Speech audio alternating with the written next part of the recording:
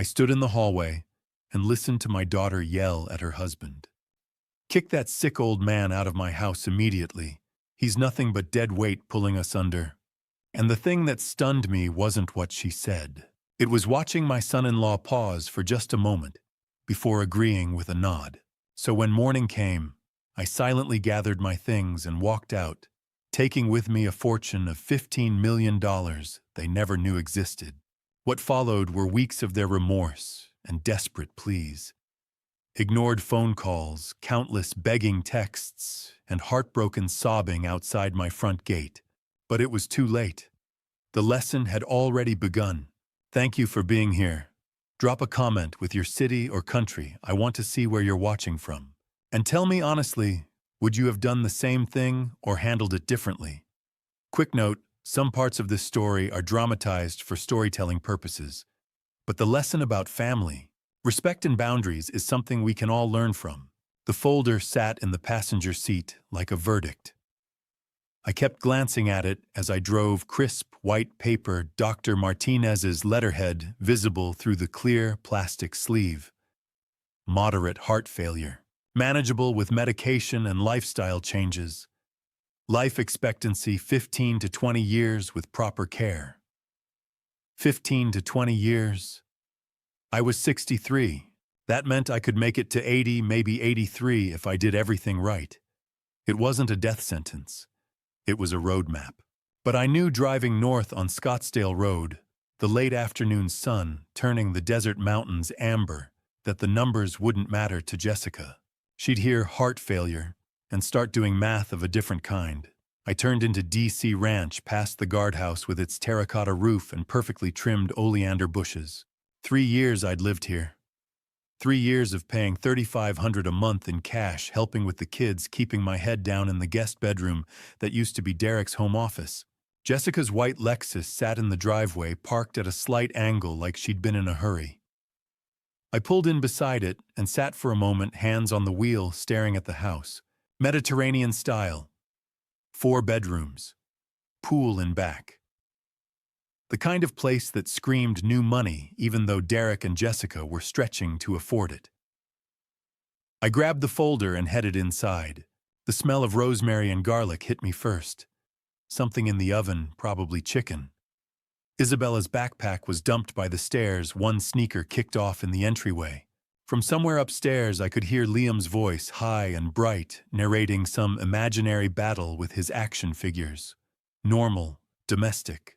Safe. I set my keys on the console table. "Dad," Jessica's voice came from the kitchen. "That you?" "Yeah." I found her at the island chopping vegetables with sharp, efficient movements. She didn't look up. "Then how'd the appointment go?" I set the folder on the counter. "Not great." That got her attention. She glanced at the folder, then at me, her knife pausing mid-cut. "What did he say?" "Moderate heart failure. He wants me on new medication, some lifestyle changes." For a moment, something flickered in her eyes, concern maybe, or calculation, but it was gone before I could read it. "That's concerning," she said. Then almost immediately, "Is it genetic? Should I get checked? Not are you okay? Not what do you need? Is it genetic?" "He didn't say. I can ask." She went back to chopping. "Well, you'll just have to follow doctor's orders, I guess." Behind her, Derek came through the sliding door from the backyard, wiping his hands on his shorts. He'd been cleaning the pool filter, a weekend chore he never managed to finish before dark. "Hey, Thomas, everything okay?" Jessica answered before I could. "He's got a heart thing. Moderate failure. He'll be fine if he takes his pills." Derek's face shifted, brief concern, then uncertainty, like he wasn't sure what emotion he was supposed to perform. "Oh, wow, I'm sorry, man. That's rough." "It's manageable," I said. "Good. Yeah, good." He grabbed a beer from the fridge. Didn't offer me one. Jessica turned toward the dining room. "Kids, Dinner in 5. We ate at the table like we always did. Jessica at one end, Derek at the other, me across from the kids. Liam chattered about his day at school, something about a lizard on the playground. Isabella was quieter, watching me with those big, serious eyes. "Grandpa, are you sick?" Jessica's fork paused halfway to her mouth. "I'm okay, sweetheart," I said gently. "Just gotta take better care of myself." "You promise?" "I promise." She nodded but didn't look convinced. Jessica cleared her throat. "Bella, finish your chicken." The rest of dinner passed in near silence. Jessica scrolled through her phone between bites. Derek ate mechanically, eyes distant. I pushed food around my plate and felt the weight of the folder still sitting on the kitchen counter. After dessert store-bought cookies Jessica didn't bother plating, I helped clear the table. Derek stood by the sink, loading the dishwasher with the distracted efficiency of someone whose mind was already somewhere else. I reached into my pocket and pulled out the envelope. $3,500. Cash. Same as every month for the last 3 years. I held it out to Derek. "Here." He glanced at it, then took it without meeting my eyes. Didn't count it. Didn't say thank you. Just folded it in half and shoved it into his back pocket.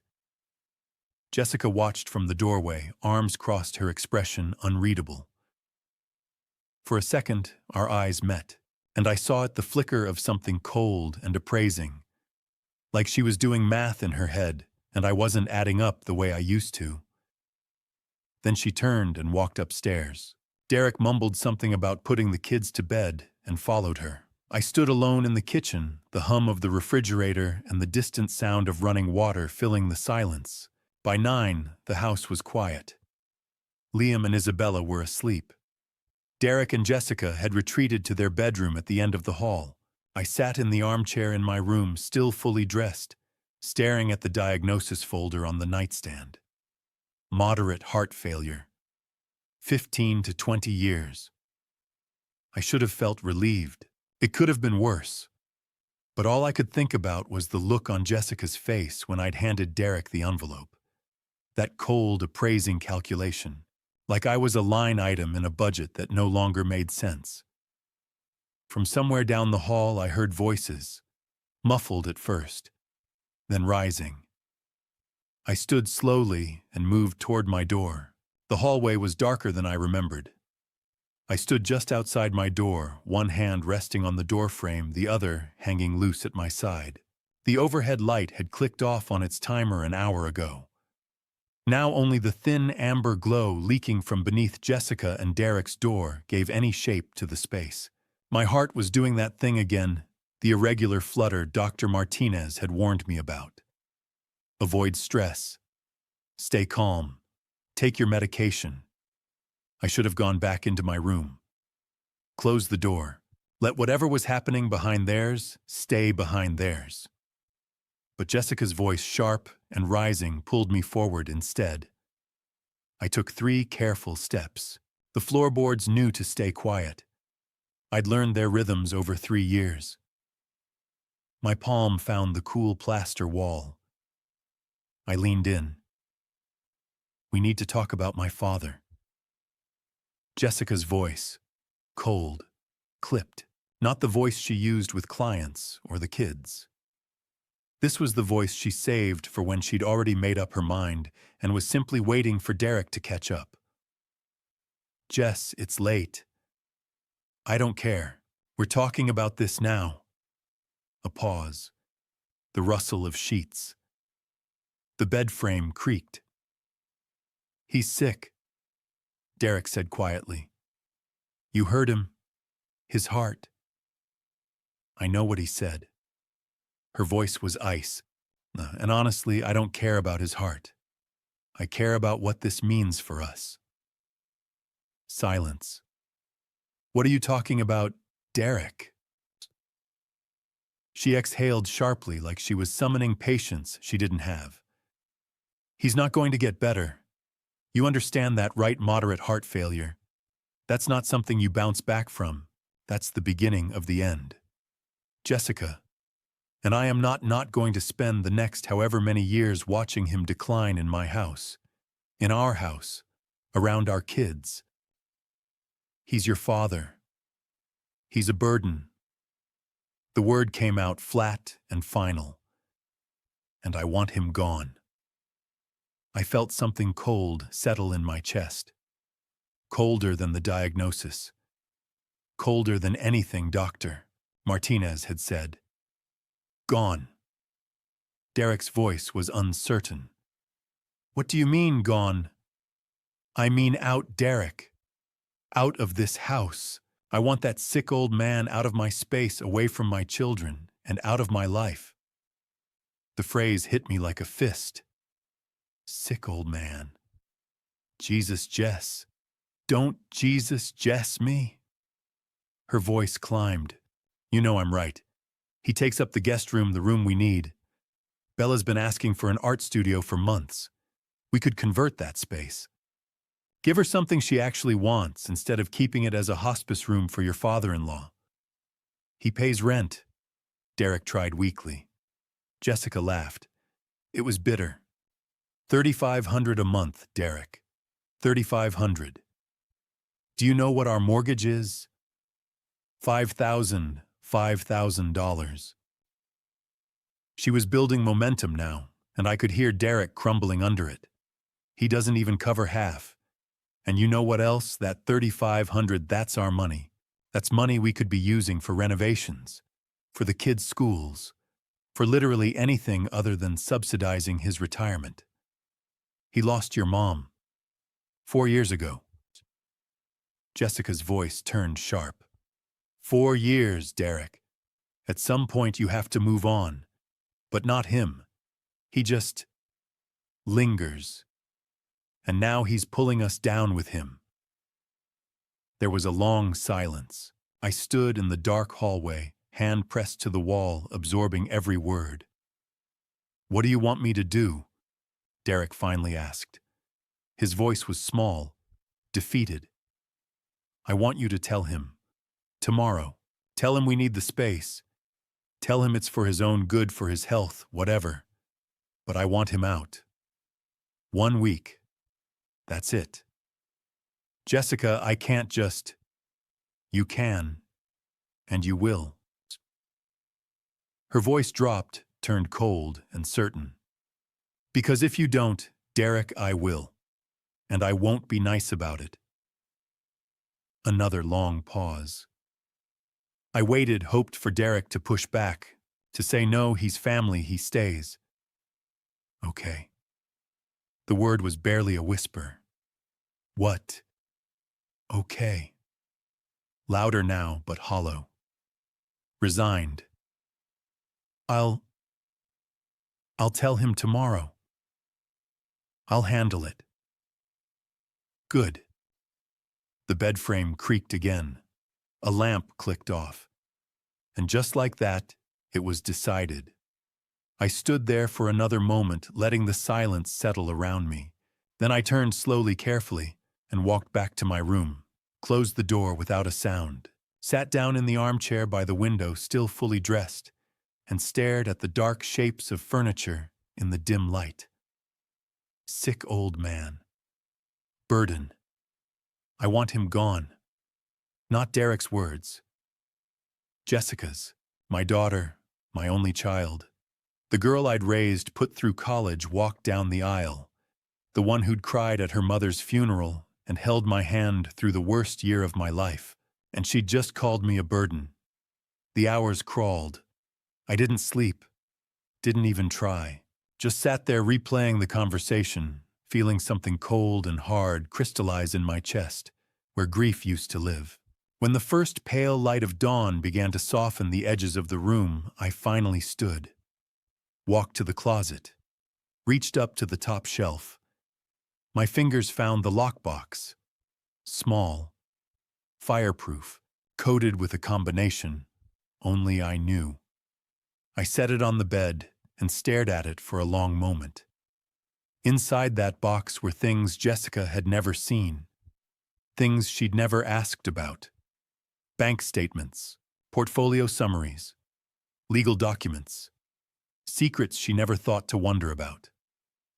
I didn't open it. Not yet. But I looked at the brushed steel surface catching the early light, and felt something shift inside me. Jessica wanted me gone. Fine. I'd leave. But not the way she expected, not as the sick old man she could forget about. I'd leave on my terms. And when I did, she'd finally understand exactly what she'd thrown away. The coffee machine hissed and sputtered, filling the kitchen with the sharp smell of dark roast. I stood at the counter watching the carafe fill my hands, steady on the granite. I hadn't slept, but I'd showered, shaved, dressed in khakis and a polo. If Jessica was going to say what I knew she was going to say, I'd meet her looking like a man in control.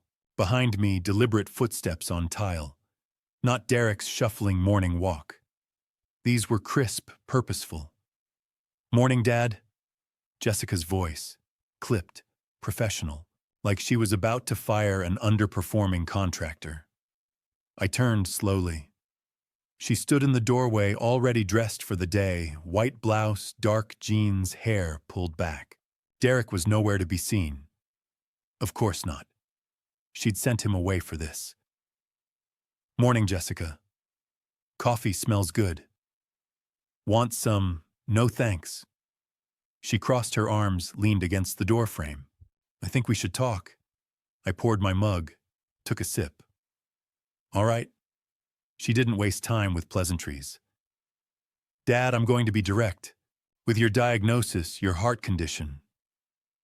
Derek and I think it's time you had your own space. Somewhere you can focus on your health without all the chaos here.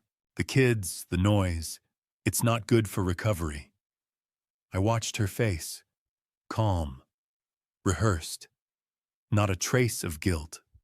And we were thinking maybe a week to find somewhere and get moved. She said it like she was doing me a favor. I set my mug down carefully, met her eyes. "I understand completely." She blinked. "You do? Of course. You're absolutely right. I should have my own place. I'll start making arrangements today." For just a second, something flickered across her face. Surprise, maybe relief, before the professional mask slid back into place. "Oh, well, good. That's very understanding of you, Dad. I appreciate you being honest with me, Jessica." She nodded slowly, studying me like she was trying to figure out if I was serious or setting a trap. "Okay, well, if you need help finding a place Derek can, I'll handle it. Don't worry." "All right then." She straightened, smoothed her blouse. "I'm glad we could have this conversation like adults." I smiled. It didn't reach my eyes. "Me too." She left the kitchen without another word. The moment her footsteps faded up the stairs, I pulled out my phone. 3 calls. That's all it would take. The first was to Gregory Sterling, my attorney for 15 years. He picked up on the second ring. "Thomas, what can I do for you? I need to move fast on something. How quickly can you draft documents if I need them?" "Depends. What are we talking about?" "I'll know in a day or two, but I want you on standby, and I need discretion." A pause. "Understood." The second call went to Andrea Walsh, my private banker at Chase. She'd managed my portfolio since the Reynolds development sale. "Mr. Reynolds, how can I help?" "I need to move some liquidity around. Quickly, this week." "How much?" I glanced toward the doorway. "Substantial. Cash deal. No contingencies. I'll confirm tomorrow." "We'll be ready." The third call was to Monica Bradford, a realtor who specialized in Paradise Valley. I'd kept her card for 2 years. "Thomas, it's been too long. What can I do for you?" I'm in the market. Paradise Valley. 3-bed, 2.5-bath minimum. Single story. Quiet lot. Mountain views if possible. Budget. Cash deal. No upper limit. I want to close in 5 days if the property's right. A beat of silence. That's aggressive. I'm serious, Monica. I can tell. Let me pull listings. Can you meet tomorrow, 10 a.m.? Perfect. I'll text you the address. Thomas, are you sure about the timeline? Completely. By noon, I'd started packing. Not frantically, just methodically. One box at a time. Around 2, there was a soft knock. Grandpa. Isabella stood in the doorway, eyes wide and worried. Hey, sweetheart. I set down the book I'd been wrapping. What's up? Are you leaving? I knelt down to her level. I am, yeah, but just to a new house, somewhere nearby. Why? Her voice was so small. Did we do something wrong? The question hit harder than Jessica's words had. No, Bella, you didn't do anything wrong. I promise. Then why are you going? Sometimes grown-ups need their own space. It's not about you or Liam. It's just something I need to do. She nodded, blinking back tears, and hugged me fiercely. I held her for a long moment. When she left, I stood alone in the half-packed room, jaw tight. That night, after Jessica and Derek had gone to bed, I sat in the armchair and opened the lockbox. Inside, bank statements, portfolio summaries, legal documents. The full picture of everything I'd built, everything I'd hidden. I pulled out the most recent statement, ran my finger down the columns. A cold smile tugged at my mouth. She thought I was a burden. She thought $3,500 a month wasn't enough. She had no idea. I closed the box, locked it. Tomorrow I'd see the house in Paradise Valley. And if Monica was right, if I could close in 5 days, this would all be over by the end of the week. I checked my phone. 1 week. That's all I needed. I'm very serious, I whispered to the empty room. And for the first time in 3 years, I felt like I was finally in control. Paradise Valley sits between Scottsdale and Phoenix like a secret. You can drive right past it without knowing it's there. No strip malls, no billboards, no chain restaurants. Just low-slung walls, gated drives, and the kind of quiet that only serious money can buy. Old money. The kind that doesn't need to announce itself. This wasn't DC Ranch with its HOA drama and Lexus lease payments. This was where Arizona's original developers and resort magnates had built their compounds back in the 60s, back when the desert was still wild and land was cheap if you knew where to look. Monica's silver Mercedes pulled up at exactly 10 a.m., and I climbed in with nothing but my phone and my checkbook. "Ready to find your next home?" she asked. "Ready." We drove north past manicured golf courses and adobe walls hiding estates you could only glimpse from the air. She handed me a folder with 3 listings, but I'd already seen the one I wanted online last night. "This first one is special," she said, turning onto a quiet street lined with Palo Verde trees. "Just listed 2 days ago. Motivated sellers." The house sat on a corner lot, at the end of a cul-de-sac surrounded by desert landscaping that looked effortless but cost a fortune to maintain. Smooth stucco exterior, flat roofline, floor-to-ceiling windows facing east toward Camelback Mountain. Modern desert architecture. Understated. Elegant. Monica unlocked the front door and stepped aside. The entry opened into a great room with 20-foot ceilings and walls of glass that framed the mountain like a painting. Polished concrete floors. The kitchen tucked to the left, white quartz and stainless steel island big enough to host Thanksgiving. 3 bedrooms, 2.5 baths. A casita off the back courtyard. Mature landscaping. a private lot with no neighbors staring in. 650,000, Monica said. Priced fairly, but there's room to negotiate. I'll take it. She blinked. You want to make an offer? No. I want to buy it. Asking price. All cash. No contingencies. For a moment, she just stared. Thomas, are you sure? Don't you want to see the other listings? Maybe bring your family. I'm sure. She studied my face, then slowly nodded. All right. Let me make some calls. While Monica stepped outside, I walked through the house again. Let myself imagine it. Morning coffee in that kitchen. Reading by the windows with the mountain turning pink at dawn. A place that was mine. Fully mine. Not a guest room in someone else's house. Mine. I stood in the master bedroom and pulled out my phone. Opened my banking app. Looked at the balance I hadn't shown anyone in 5 years. $15,347,612. I'd built it carefully. The way I'd built everything. Reynolds Development Corporation started in 1985 with a duplex in Mesa. Helen and I fixed it up ourselves nights and weekends, painting and patching and saving every penny. We bought another, then a fourplex, then a small apartment complex.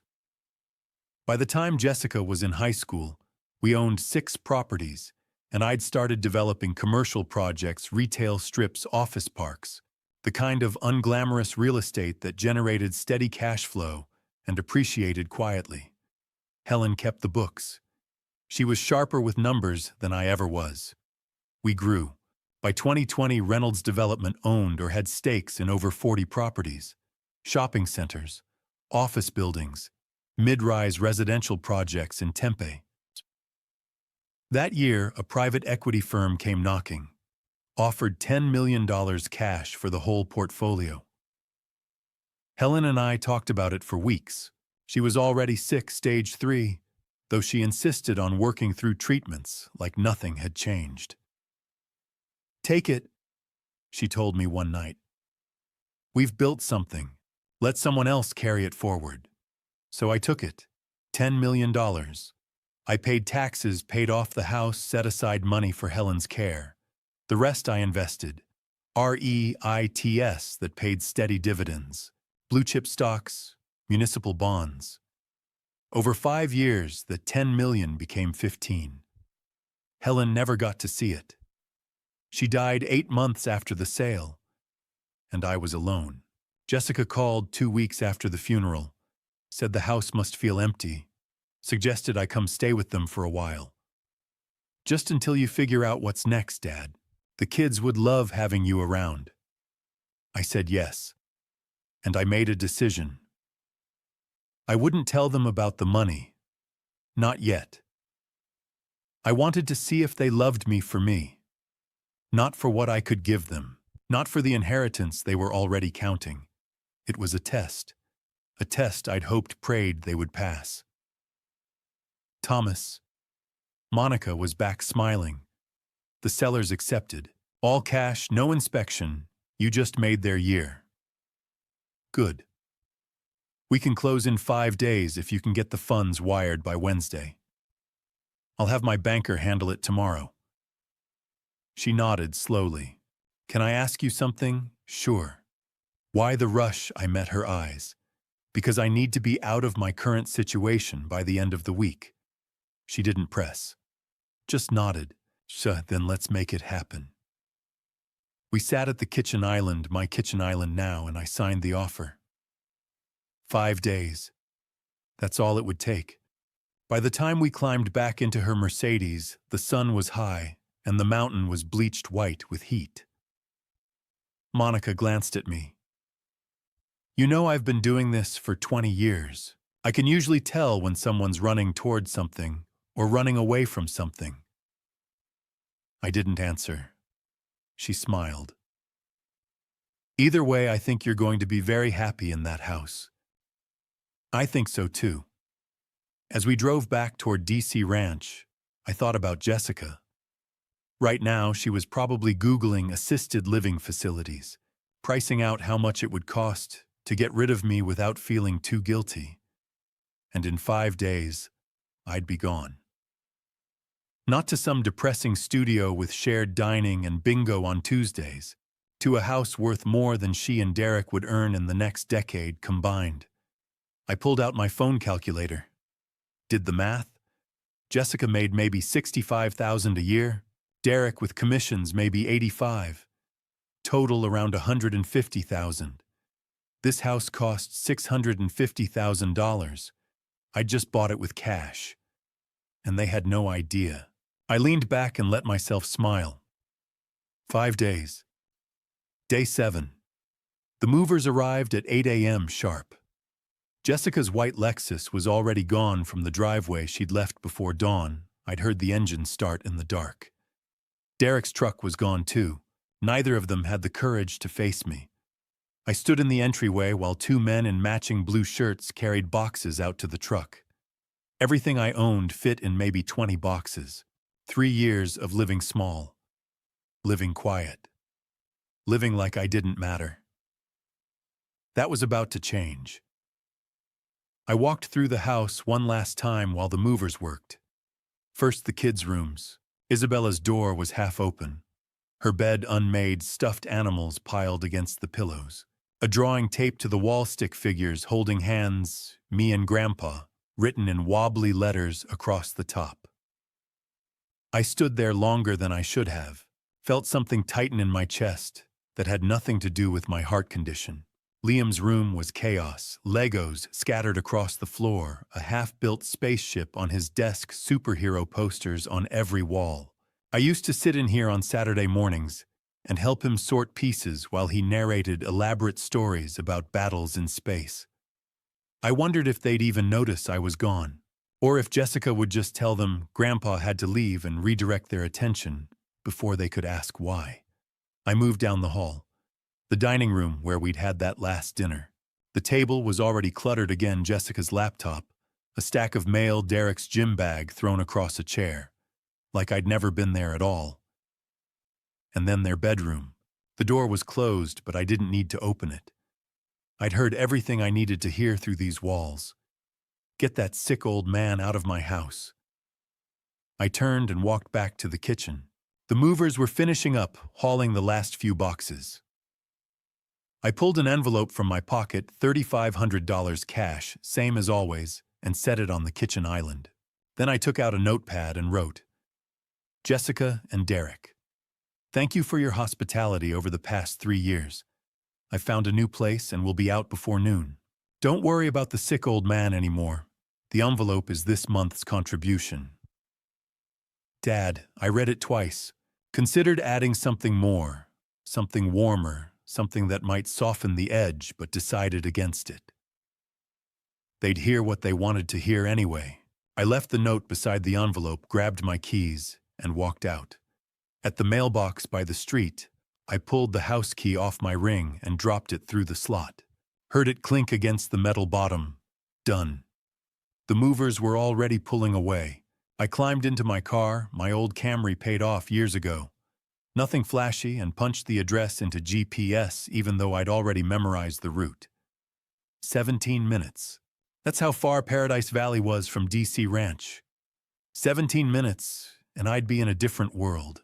I drove north through Scottsdale, past the shopping centers and the golf courses and the endless stucco subdivisions that all looked the same. The morning sun was fierce, already turning the sky white at the edges. When I turned onto my street, the tension I'd been holding for 7 days started to loosen. Palo Verde trees, quiet pavement. No cars parked on the curbs because everyone here had 3-car garages. I pulled into the driveway of my house and stopped. My house, my gate, my address. Not a guest bedroom, not a temporary arrangement. Mine. The movers were already there, idling at the curb. I unlocked the front door and let them in, watched them carry boxes through the great room and down the hall to the bedrooms. It took less than an hour. When they finished, I handed the lead guy $500 cash as a tip. He blinked, looked at the bills, then back at me. "You sure, man?" "I'm sure. Thanks for making it easy." "Anytime. Good luck with the new place." They left and the house went quiet. I stood in my kitchen, and looked around. Boxes stacked against the wall. Furniture I'd need to arrange. A whole house to make my own. For the first time in 3 years, I had space. I found the box marked kitchen and dug through until I found the coffee maker. Plugged it in, filled the reservoir from the tap-scooped grounds into the filter. While it brewed, I walked to the windows and stared out at Camelback Mountain, dark and solid against the bright sky. Helen would have loved this view. I poured myself a mug, black no sugar, and stood at the island, letting the silence settle around me. No voices down the hall. No tension at the dinner table. No cold glances or calculations behind polite words. Just quiet. My phone buzzed in my pocket. I pulled it out.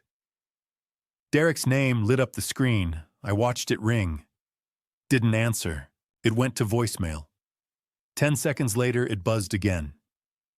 Jessica this time. I set the phone face down on the counter and took another sip of coffee. It kept buzzing. Derek again. Then Jessica. Then Derek.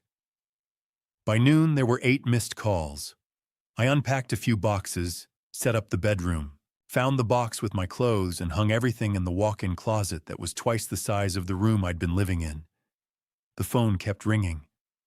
By 6 p.m., when the sun was starting to sink and the mountain was turning gold, I checked the screen. 17 missed calls. 6 voicemails. I didn't listen to any of them. I made myself a sandwich, poured a glass of water, and sat on the back patio as the desert cooled and the sky bled pink and orange. Somewhere across town, Jessica and Derek were panicking, trying to figure out where I'd gone. Maybe worried, maybe just confused. Maybe finally wondering if they'd miscalculated. I took a bite of my sandwich and smiled. Let them wonder. Day 10. 72 hours of silence. No replies to texts, no returned calls.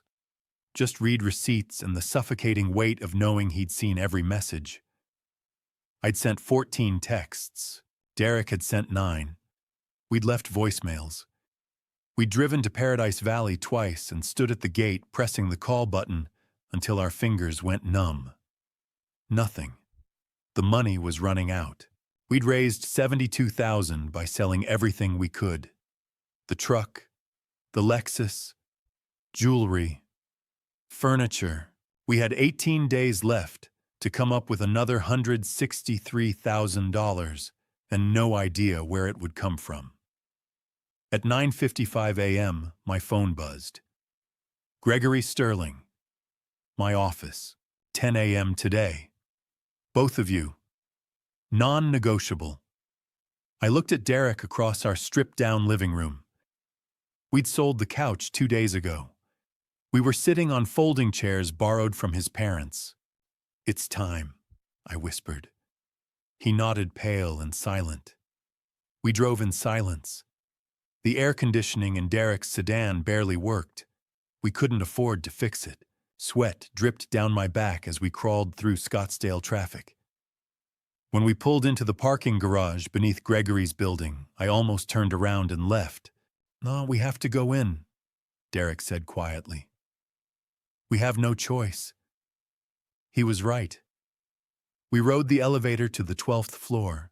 The doors opened onto a lobby with floor-to-ceiling windows overlooking the desert. Beyond the glass, the city stretched toward the mountains, shimmering in the heat. Gregory's assistant showed us in without a word.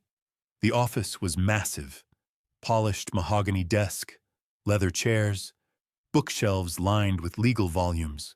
A wall of windows behind Gregory's chair framed Camelback Mountain in the distance. Gregory stood behind his desk, arms crossed, expression unreadable. He was in his mid-50s, silver hair, crisp suit, the kind of lawyer who charged $1,000 an hour and was worth every penny. He didn't ask us to sit. He didn't say hello. "Mister," Reynolds wanted you to be informed of certain assets. Gregory said, his voice flat and professional. He slid a folder across the desk. Navy blue, embossed with his firm's logo. I opened it with shaking hands. The first page was a portfolio statement dated 3 days ago. Reynolds Family Trust, account summary.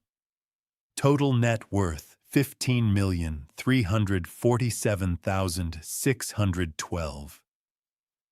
I stared at the number. My vision blurred. I blinked hard and read it again. $15,347,612. That can't be right, I whispered. Derek leaned over my shoulder, scanning the page. His breathing stopped. Gregory pulled out another document. A property deed, single-family residence, Paradise Valley, Arizona. Purchase price $650,000. Paid in full. Cash. No mortgage. No lien. Closing date 8 days after my father moved out of our house. Then bank statements. 3 separate accounts. One with Chase, one with a private wealth management firm I'd never heard of, one with a credit union. Balances $4,200,000, $6,800,000, $2,100,000. Then tax returns. 5 years' worth, all showing substantial income from investments, real estate holdings, dividends, interest, capital gains. My hands were shaking so hard, the papers rattled. Your father sold Reynolds Development Corporation 5 years ago, Gregory said calmly, like he was explaining a grocery list. The sale netted $8 million in cash after taxes and fees. He invested conservatively real estate investment trusts, dividend-paying blue-chip stocks, municipal bonds. Over 5 years with compound growth and reinvested dividends, that portfolio grew to just over $15 million. I couldn't breathe. My chest felt like it was caving in. He never needed your financial support. Gregory continued, his tone cold and precise. Not once. Not ever. He paid you $3,500 a month because he wanted to see what you would do with it. He wanted to see how you would treat him when you thought he was vulnerable. Derek's voice was barely audible. Then why did he take the money? Gregory looked at him like he was a child asking why the sky was blue. He didn't take it. You gave it, and he watched what you did with the fact that you thought he needed it. My hands were shaking so hard I dropped the folder. Papers scattered across the polished desk, fluttering to the floor. But the $3,500 every month, my voice broke. He said it was for rent, for household expenses. It was a test.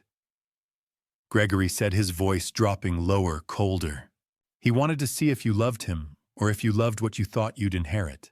He wanted to see if you'd care for him when he was sick and grieving, or if you'd see him as a burden the moment he became inconvenient.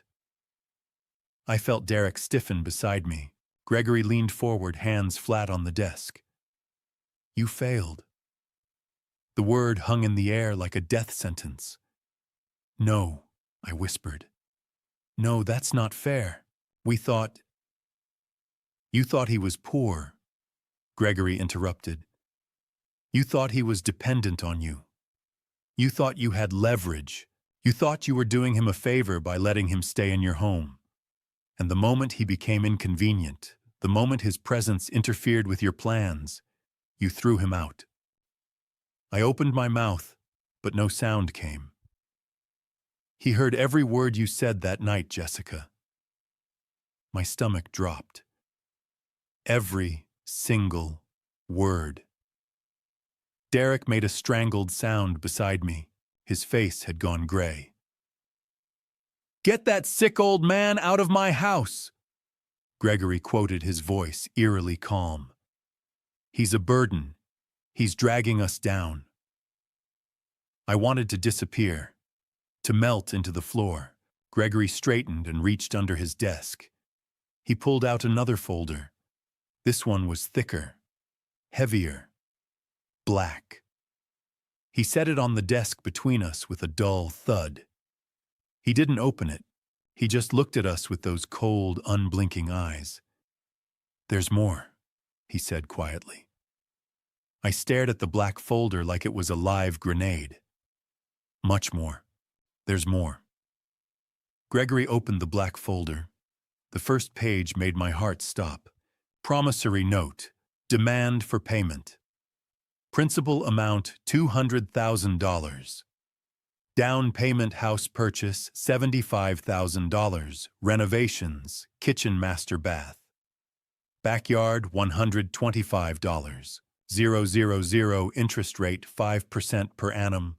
Term 3 years. Total amount due $235,600 payment. Deadline 90 days from date of demand letter sent 3 days ago. At the bottom in black ink, clear as day. Jessica Reynolds Sullivan, Derek Sullivan. Our signatures. "What?" Derek's voice cracked. "What is this?" "When your father helped you buy the house 3 years ago," Gregory said, "you signed a promissory note. He gave you $200,000 $75 for the down payment, $125 for renovations. You agreed to repay it over 3 years at 5% interest." I couldn't speak, couldn't think.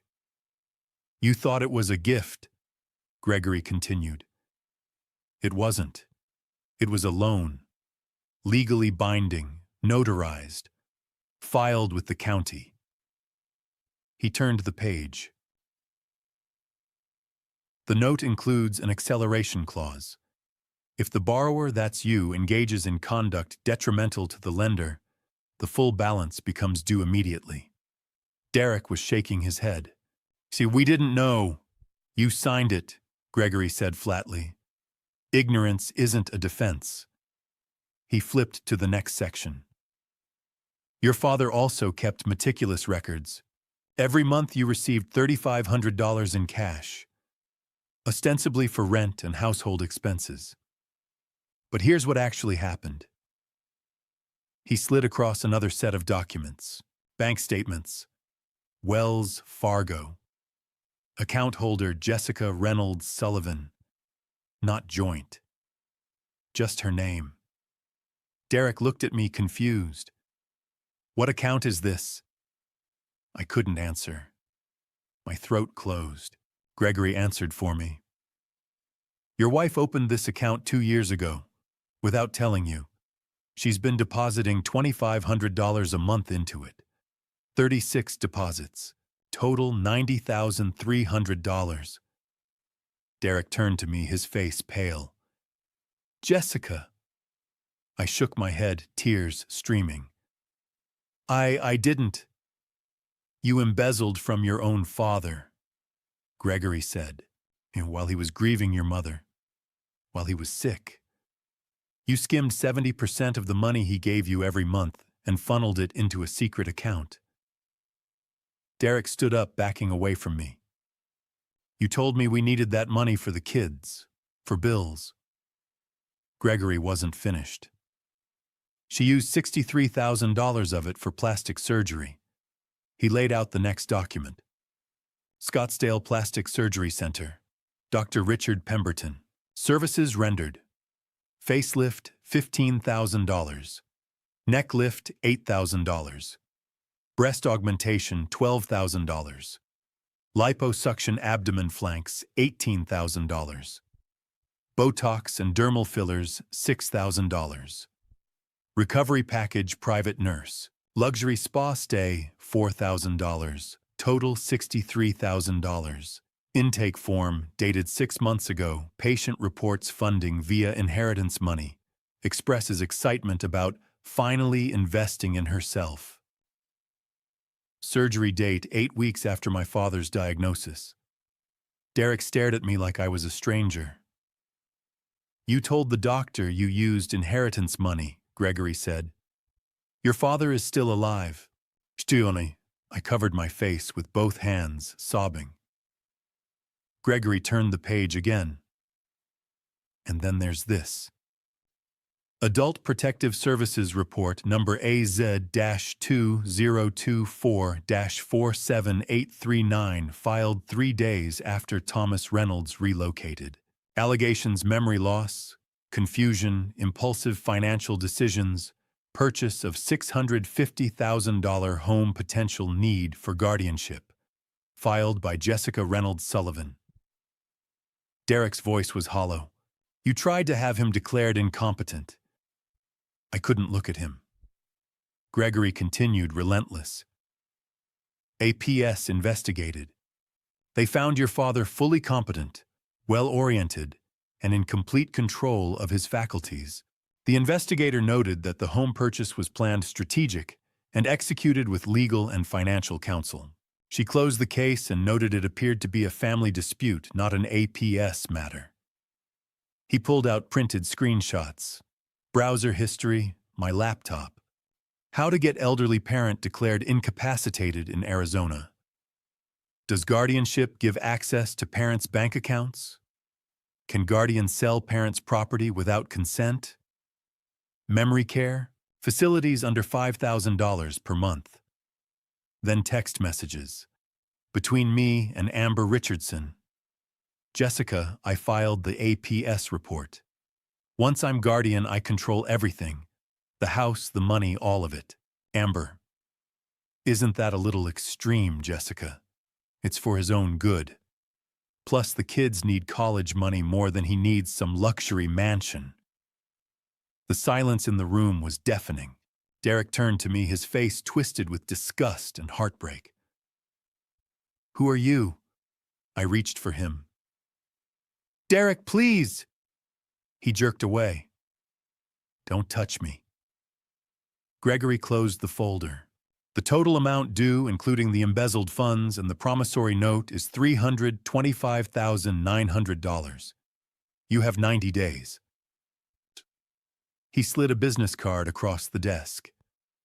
Failure to pay in full will result in foreclosure on your home and criminal charges for embezzlement and filing a false APS report. Potential sentencing 5 to 12 years. I couldn't breathe. The room was spinning. Oh, Gregory added almost as an afterthought. Your father updated his will last week. You and Derek will inherit $100,000 upon his death. Total. Not each. Combined. The remainder, approximately $12.9 million, goes to charity. $2 million is in an irrevocable trust for Isabella and Liam. You'll never touch it. Derek collapsed into his chair, face in his hands. I looked at Gregory, desperate. Can I talk to him, please? No. Please, I'll apologize, You have 90 days, Gregory said. I suggest you start selling assets. He opened the door. We walked out in silence. In the parking garage, Derek sat in the driver's seat for 20 minutes, staring straight ahead. Finally, he started the car. We drove home. 87 days left, days 10 through 21. Jessica's dining room looked like a war room. Spreadsheets covered the table, printed columns of numbers, highlighted in yellow and pink, scribbled with notes in the margins. Every asset they owned, itemized. Every possible source of cash, calculated. Derek sat across from her laptop, open, running the math for the 4th time that hour. The truck, I can sell it for maybe $26,000, $27,000. Jessica nodded, making a note. I posted the Lexus. KBB says $43,000. You willing to let it go? She looked up. Do we have a choice? They didn't. By the end of week 1, they'd listed everything. Derek's truck sold in 3 days at $26,500 cash. Jessica's Lexus took longer, but a buyer from Tucson offered $43,000 flat. They sold her jewelry. The nice stuff, her mother's ring, the diamond earrings Derek had given her for their 10th anniversary, $1,800 at a pawn shop. Furniture went next. The sectional, the dining set, a vintage credenza Jessica had refinished herself. Posted on Facebook Marketplace, sold to strangers who haggled over $50 discounts. By the end of week 2, they'd scraped together $72,000. They still needed $163,000 more. 76 days left. Derek sat at the kitchen island, staring at the Chase Bank pre-approval form. He'd filled it out 3 times, tweaking numbers. He hit submit. 2 days later, Andrew Kim called. "Derek, hey, I got your application." And a pause. The kind that tells you everything. "I'm sorry, we can't approve it." Derek closed his eyes. "Why not?" "There's already a lien on your property, $200,000. With that kind of encumbrance, we can't extend additional credit." "What if we—" "Derek." Andrew's voice was gentle but firm. "The numbers don't work. I'm sorry." Derek tried 3 more banks over the next week. Wells Fargo, Bank of America, a local credit union. Same answer every time. Existing lien. Insufficient equity. Denied. By week 3, the social fallout had started. Jessica was in Whole Foods when she saw Amber Richardson in produce. Amber had been her closest friend for years. Yoga, wine nights, endless text threads about Scottsdale gossip. Jessica waved, smiled. Amber looked right at her and walked the other way. Jessica stood there, hand still raised, frozen. She found Amber 2 aisles over, pretending to study olive oil. "Amber." Amber turned slowly, forced a smile. "Oh, hey Jess. You didn't see me." "I was distracted, sorry." Awkward silence. "Oh, how are you?" Jessica tried. Amber shifted her weight, glanced toward the exit. "Good. Busy." Another pause. "Look, Jess." Amber lowered her voice. "People are talking." Jessica's stomach dropped. "About what?" "About you. Derek. Your dad." She glanced around. "I don't know all the details, but people are saying things. About how you treated him. And now he's in Paradise Valley, and you're selling everything." Jessica's face flushed. "It's complicated. I'm sure." Amber's tone was polite, distant. "But you know this town. People love a story." She walked away without waiting for a response. Jessica stood there in the middle of Whole Foods, surrounded by organic produce, and felt the walls closing in. That night, she checked Instagram. 12,500 followers 2 weeks ago. 10,200 now. The comments on her last post, Isabella's birthday party, were brutal. Saw interesting priorities. "How's your dad doing? Must be nice to throw parties while some people get thrown out." She deleted the app. The first real fight came at the end of week 2. Derek sat at the kitchen table, staring at the spreadsheet. "We're not going to make it." Jessica looked up. "Don't say that."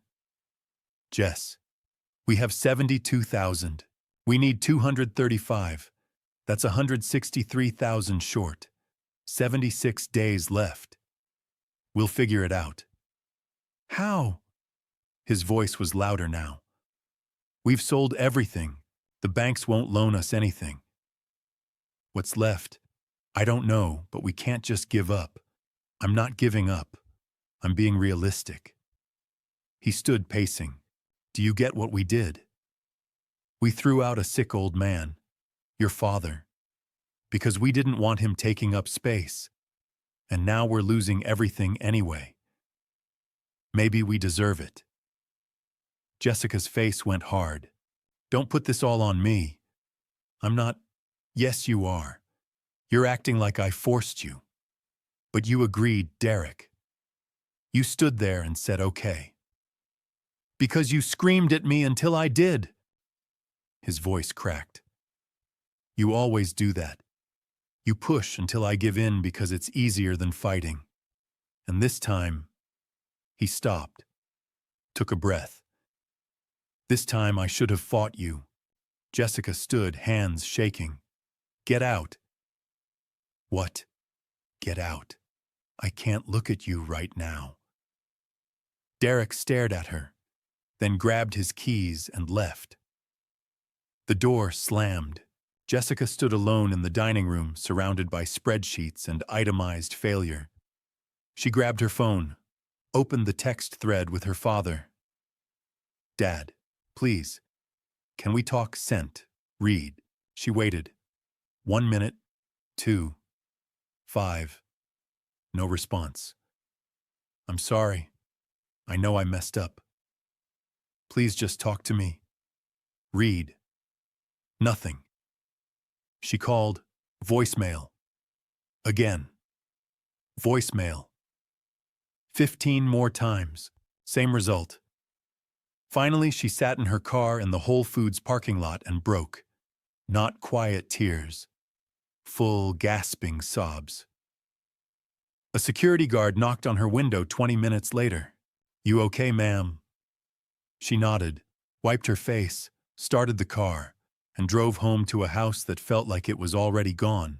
Day 18. I drove to David Porter's office that morning.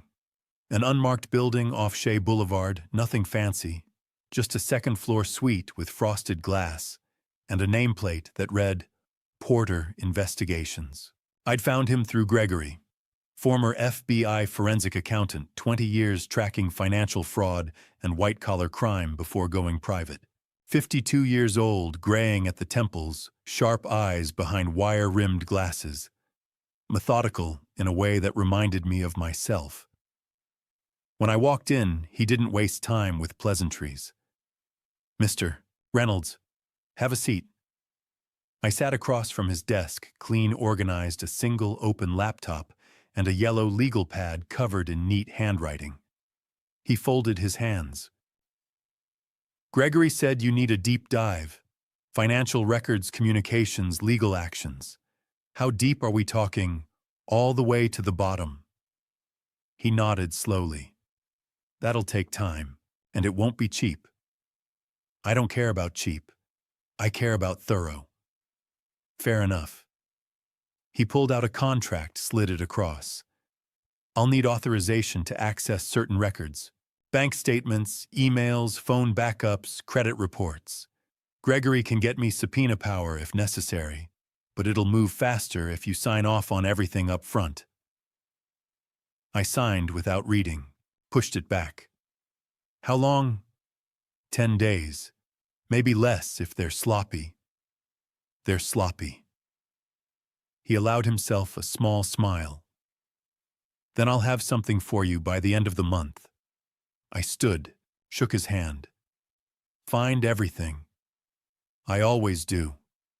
Days 18 through 28 were the longest of my life. I stayed in the Paradise Valley house unpacking, slowly setting up routines. Morning coffee by the windows. Afternoon walks around the neighborhood past houses that cost more than most people made in a lifetime. Evenings on the patio watching the desert cool and the sky turn shades of pink and orange that never got old. I didn't answer calls. Didn't respond to texts. Didn't check the voicemails that piled up, 47 from Jessica, 32 from Derek, a handful from numbers I didn't recognize. I knew what they'd say. Apologies. Explanations. Bargaining. I didn't care. Instead, I waited. On day 22, my phone rang. David's name on the screen. I've got something. Can you come in?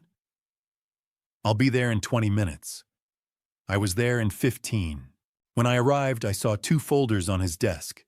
One red, one black. Both thick. He gestured to the chair. I sat. Let's start with the red one, he said. He opened it slowly, like a lawyer presenting evidence. pulled out a stack of bank statements, neatly highlighted in yellow. Wells Fargo. Savings account opened 24 months ago.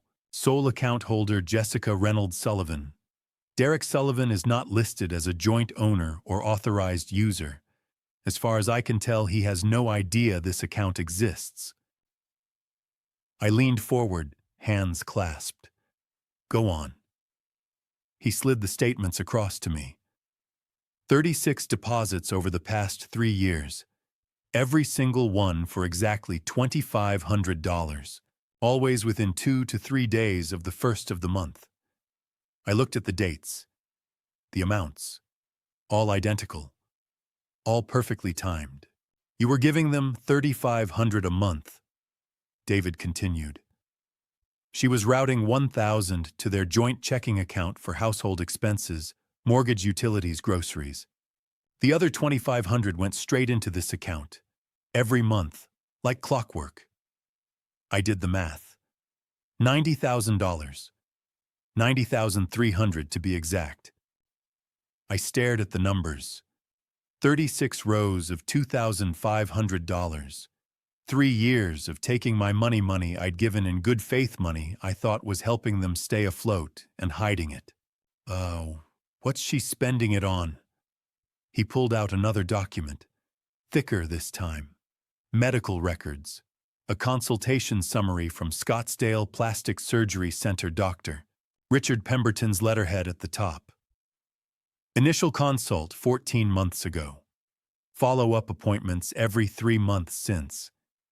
She's been planning this for over a year. He slid the procedure list across to me. I read it slowly. Facelift, $15,000. Neck lift, $8,000. Breast augmentation, $12,000.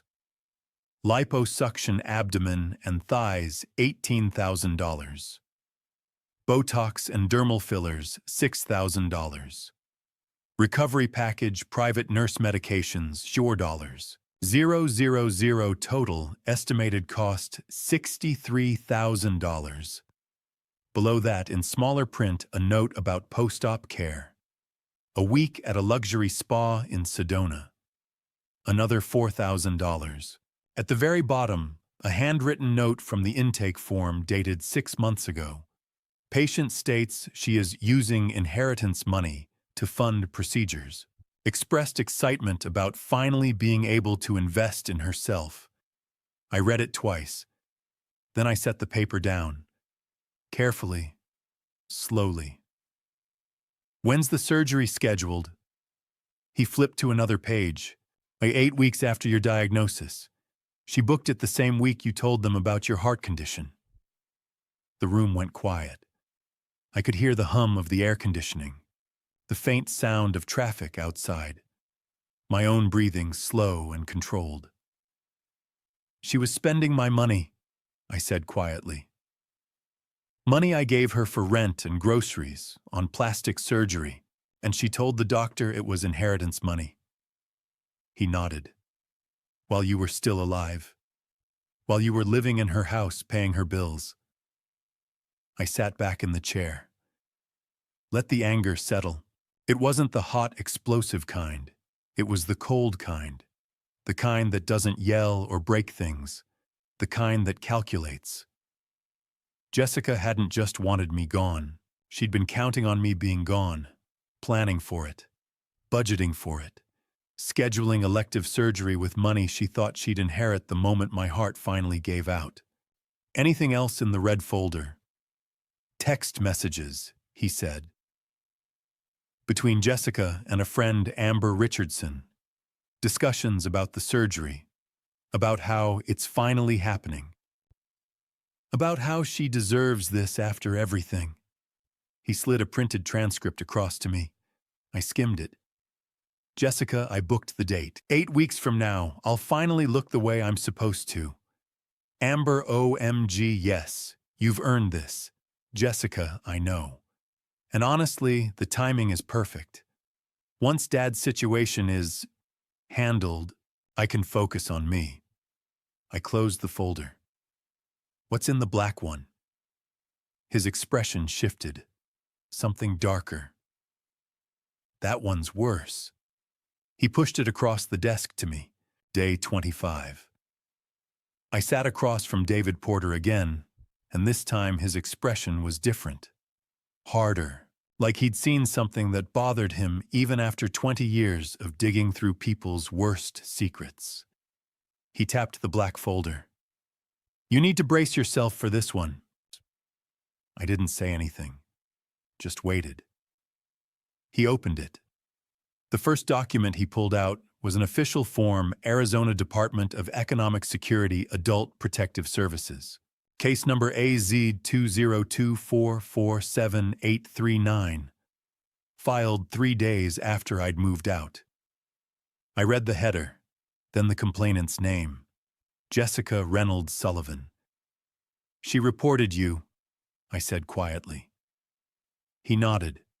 "Filed a formal complaint alleging you were a vulnerable adult in need of protective intervention." I scanned the allegations section. Cognitive impairment. Subject exhibits confusion, memory loss, and inability to make sound financial decisions. Financial exploitation risk. Subject recently purchased a $650,000 home impulsively without proper consultation or planning. Self-neglect. Subject isolated himself from family, refuses contact, may be unable to care for himself.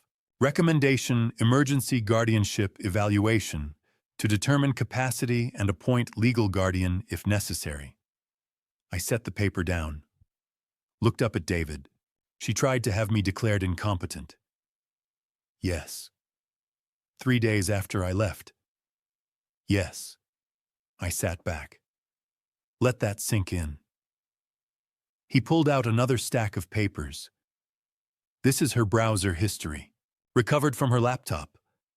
I read the search queries he showed me, time-stamped over the past 3 weeks. The "How to Get Elderly Parent Declared Incapacitated in Arizona." Does guardianship give access to parents' bank accounts? Can guardian sell parents' property without consent? Best memory care. Facilities under $5,000 per month, Scottsdale. How long does emergency guardianship take in Arizona? Each search dated, each one building a clear picture of intent. She wasn't just trying to get me out of the house. She was trying to take everything. He slid another document across to me. Text messages. A thread between Jessica and Amber Richardson. I read them slowly. Jessica, day 12, I filed the APS report. Once I'm his guardian, I control everything. The house, the money, all of it. Amber, wait, seriously? Isn't that a little extreme, Jessica? It's for his own good. He's clearly not thinking straight. Who buys a house that expensive without even talking to their family? Amber, I guess. Jessica, plus, the kids need college money more than he needs some fancy mansion he's going to die in anyway. Amber, Jess. Jessica. What, I'm being practical. If I don't do this, he'll blow through everything and leave us with nothing. I read it twice, then a third time. Did she really think this would work? David leaned forward. Guardianship cases can move fast if the allegations are credible. If APS had agreed with her assessment, they could have filed for an emergency hearing. Within 2 weeks, she could have had legal control over your finances, your property, your medical decisions. You'd have been effectively stripped of your rights. And then what? She locks me in a memory care facility. That's exactly what. He pulled out another printout and handed it to me. She'd already toured 3 facilities: Sunset Ridge in North Scottsdale, Desert Horizons in Fountain Hills, Silverleaf Memory Care in Tempe, all within her budget once she had access to your accounts. I stared at the brochures, the smiling staff, the beige hallways, the locked doors. She'd been planning to put me away, not because I needed it, because it was convenient. What stopped her? He turned to the final page in the folder and handed it to me. An official APS report. Investigator Maria Santos. Date of visit: day 15. Location: Paradise Valley Residence. Findings: subject alert-oriented times 3 articulate, demonstrated clear understanding of recent property purchase, provided documentation showing planned financial decisions over multiple weeks with attorney and banker consultation, home clean, well-maintained, subject in good physical health managing medications appropriately. Assessment, no evidence of cognitive impairment, financial exploitation, or self-neglect. Subject demonstrates full capacity for independent living and financial management. Conclusion. Case closed. Family dispute, not APS matter. Recommend parties seek private mediation or legal counsel. I read the last line again. Case closed. She'd tried and failed, but the attempt was on record. Does Derek know about this? I asked. He shook his head. No indication he was involved. All the searches, all the communications, they're from Jessica's devices. Derek's name doesn't appear anywhere. So she was doing this alone. Appears that way. I sat there staring at the 2 folders in front of me, red and black. $90,000 stolen. A false APS report. A plan to strip me of my rights and lock me away so she could take everything I'd built. All while I was sick. All while I was grieving her mother. I picked up my phone, dialed Gregory. He answered on the second ring. Thomas, I need you to update the terms. What are we adding? Everything.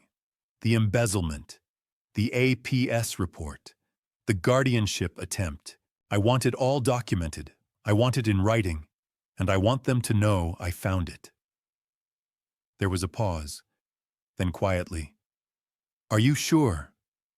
I'm sure. This is going to destroy her. She tried to destroy me first. Another pause, longer this time. All right. I'll draft the amendments. We'll schedule another meeting. Soon. Soon. I hung up, set the phone down. David was watching me. You okay? I didn't answer right away. Just looked at the folders again. Red for the money she stole. Black for the freedom she tried to take. My daughter.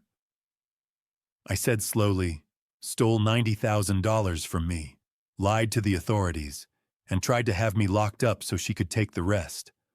All of this while I was sick, while I was mourning her mother. I looked up at him.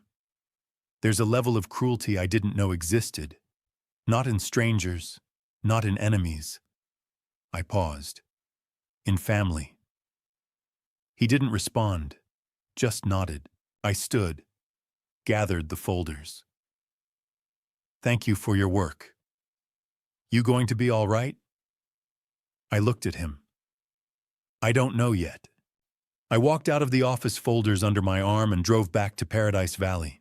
That night I sat alone in the great room, the folders open on the coffee table, a glass of bourbon untouched beside them. I thought about Helen, about what she'd say if she could see this. She'd be heartbroken. But she'd also tell me to protect myself. So that's what I was going to do. Day 31. I arrived at Gregory Sterling's office an hour early. Told him I wanted to watch, wanted to see their faces when they walked in, and realized what was waiting for them. He'd set it up perfectly. 2 folders on his desk, red and black. The glass walls framing the desert. The polished surface reflecting the morning light. I stood in the hallway outside his office door, cracked just enough to see through. Gregory had positioned himself so I'd have a clear view of the chairs where Jessica and Derek would sit. At 10 a.m., I heard the elevator chime. Watched them step out into the reception area. Jessica looked like she'd aged 5 years in 3 weeks. Face-drawn makeup, failing to hide the dark circles under her eyes. Derek's shoulders were slumped, his shirt wrinkled like he'd slept in it. They thought they were here to negotiate the debt. They had no idea what was coming. Gregory greeted them at the door, gestured to the chairs. They sat. I watched through the gap, hand on the door frame, barely breathing. "Thank you for coming," Gregory said. His tone was professional, neutral.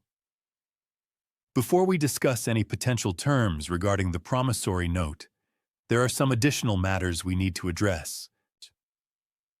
Jessica leaned forward slightly. "Additional matters." I watched Gregory reach for the red folder, open it slowly, pull out the Wells Fargo bank statements and slide them across the desk. Jessica stared at them. Her face went pale. "These are from a savings account in your name," Gregory said. "Opened 24 months ago. 36 deposits over 3 years each for $2,500. Total $90,300. Derek leaned over to look. His brow furrowed. "What account? You're not listed on it," Gregory said. "Jessica is the sole account holder." Derek turned to look at his wife. "Jess." She didn't meet his eyes. It's my savings account." "Savings?" Gregory's tone didn't change. "Let's be precise. Your father-in-law provided $3,500 per month in cash for 3 years. You deposited it into your joint account. Then you systematically transferred $2,500 of it, 71%, into this private account. That's not savings. That's embezzlement." I watched her face crumble. Watched Derek's confusion turn to shock. Gregory pulled out the next document. Medical records, consultation summary, procedure breakdown, slid it across. Jessica's hands started shaking. Derek picked it up, read the header. I watched his face go from confused to shocked to something darker. "Scottsdale Plastic Surgery Center," he read aloud. "Dr. Richard Pemberton. Consultation for..." He trailed off, kept reading. His voice got quieter. "Facelift, breast augmentation, liposuction. Total cost $63,000. He looked up at Jessica, eyes wide. "What the hell is this?" She didn't answer. Gregory spoke instead. "The surgery was scheduled for 8 weeks after your father-in-law's diagnosis. The deposit, $15,000, was paid from the Wells Fargo account. The balance was to be paid in full the week of the procedure." Derek was still staring at his wife. "Ooh, you were planning plastic surgery with his money." "Derek, to $63,000. Jessica flinched. Gregory pulled out another page. "This is from the intake form. A note written by the doctor during the consultation." He read it aloud, slowly, clearly. "Patient states she is using inheritance money to fund procedures. Expressed excitement about finally being able to invest in herself." The silence that followed was suffocating. I watched Derek set the paper down like it burned his hands. Watched him turn to Jessica. "You told the doctor you were using inheritance money." "I didn't mean he wasn't even dead yet." Derek's voice was rising, shaking. "You were spending his money on plastic surgery and telling people it was your inheritance while he was still alive. While he was sick. It wasn't like that. Then what was it like?" "Jessica." I'd been standing in the hallway the entire time, listening, waiting for the right moment. This was it. I opened the door. Walked in slowly. Jessica and Derek both froze when they saw me. I closed the door behind me, walked to the empty chair at the head of the table. Sat down, looked directly at my daughter. "So," I said quietly, "how did it feel?"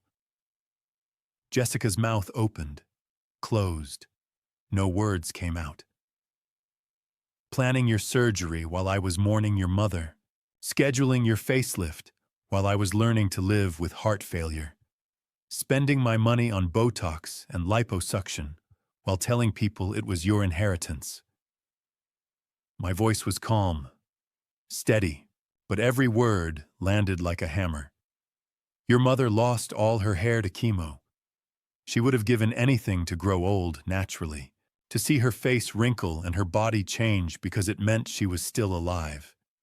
And you, I paused. Let the weight settle. When you stole from your sick father to erase the very signs of aging she would have treasured. Jessica's face crumpled. Tears started streaming down her cheeks, but she didn't make a sound. Derek looked like he'd been punched. I reached across the table, picked up the black folder, opened it, pulled out the APS report, set it in front of them. And then there's this.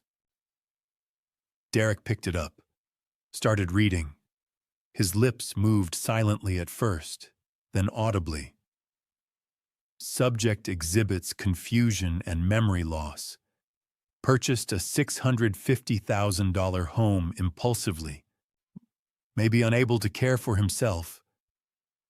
He looked up at me, then at Jessica. Recommendation, emergency guardianship evaluation. His voice was shaking now. Not with anger, with something worse, horror. You filed a report with Adult Protective Services. Jessica was crying harder now, but still couldn't speak. Gregory pulled out the next document. Browser history. Handed it to Derek. Derek read it aloud, voice barely above a whisper. How to get elderly parent declared incapacitated in Arizona. Does guardianship give access to parents' bank accounts? So can guardian sell parents' property without consent? He set the paper down, looked at his wife like he'd never seen her before. You were trying to take everything. Jessica finally found her voice. I was trying to protect him. Protect him. Derek's voice exploded. You were trying to lock him up. You were going to put him in a memory care facility and take his house. To keep him safe. To keep his money. Derek stood up so fast his chair tipped backward and hit the floor with a crash. He grabbed the text messages, read them out loud, his voice shaking with rage. Once I'm his guardian, I control everything. The house, the money, all of it. He looked at her. The kids need college money more than he needs some fancy mansion he's going to die in anyway. Jessica was sobbing now, hands covering her face. Derek turned to me. His face was white. I didn't know. I swear to God, Thomas, I didn't know about any of this. I looked at him, studied his face. The shock was real. The horror was real.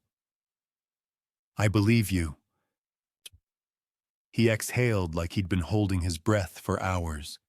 Then he turned back to Jessica. You were going to lock him in a care facility, strip him of his rights, take his money, put him away like he was garbage. Jessica couldn't answer, just kept crying. Derek's voice dropped. Quiet now. Cold. What kind of person does that? He looked at her for a long moment. Then he turned to Gregory. I want out. Comment 1. If you're still here, I need to know who's staying until the end. Quick note. This story blends real lessons with dramatized details. Not everything is literal. If that's not for you, feel free to exit now. But if you want to see what happens next, stay with me. I watched Derek standing there, chest heaving, staring at Jessica like she was a stranger. You were going to lock up your own father. His voice wasn't loud anymore. It was worse than that. It was cold, controlled, the kind of anger that's already made its decisions. Jessica couldn't look at him, couldn't look at me, just sat there with her hands over her face, shoulders shaking. Derek turned to me. I defended her. When people started talking, when Amber turned her back, when the social media comments got nasty, I defended her. I told myself maybe we'd made a mistake, but we'd fix it. He looked back at Jessica. But this isn't a mistake. This is criminal. Derek. Jessica's voice was barely audible. No. He cut her off. You don't get to explain this away. You stole $90,000. You planned to lock him in a memory care facility. You filed a false report with the state. You tried to strip him of his rights so you could take everything he built. He stepped closer to her chair, leaning down so she had to look at him. Your father gave us $126,000 over 3 years, paid for this house, helped with the kids, and you wanted to destroy him. Jessica was sobbing now, words coming out in broken fragments. I wasn't thinking. I panicked. I thought. You thought what? Derek's voice rose again.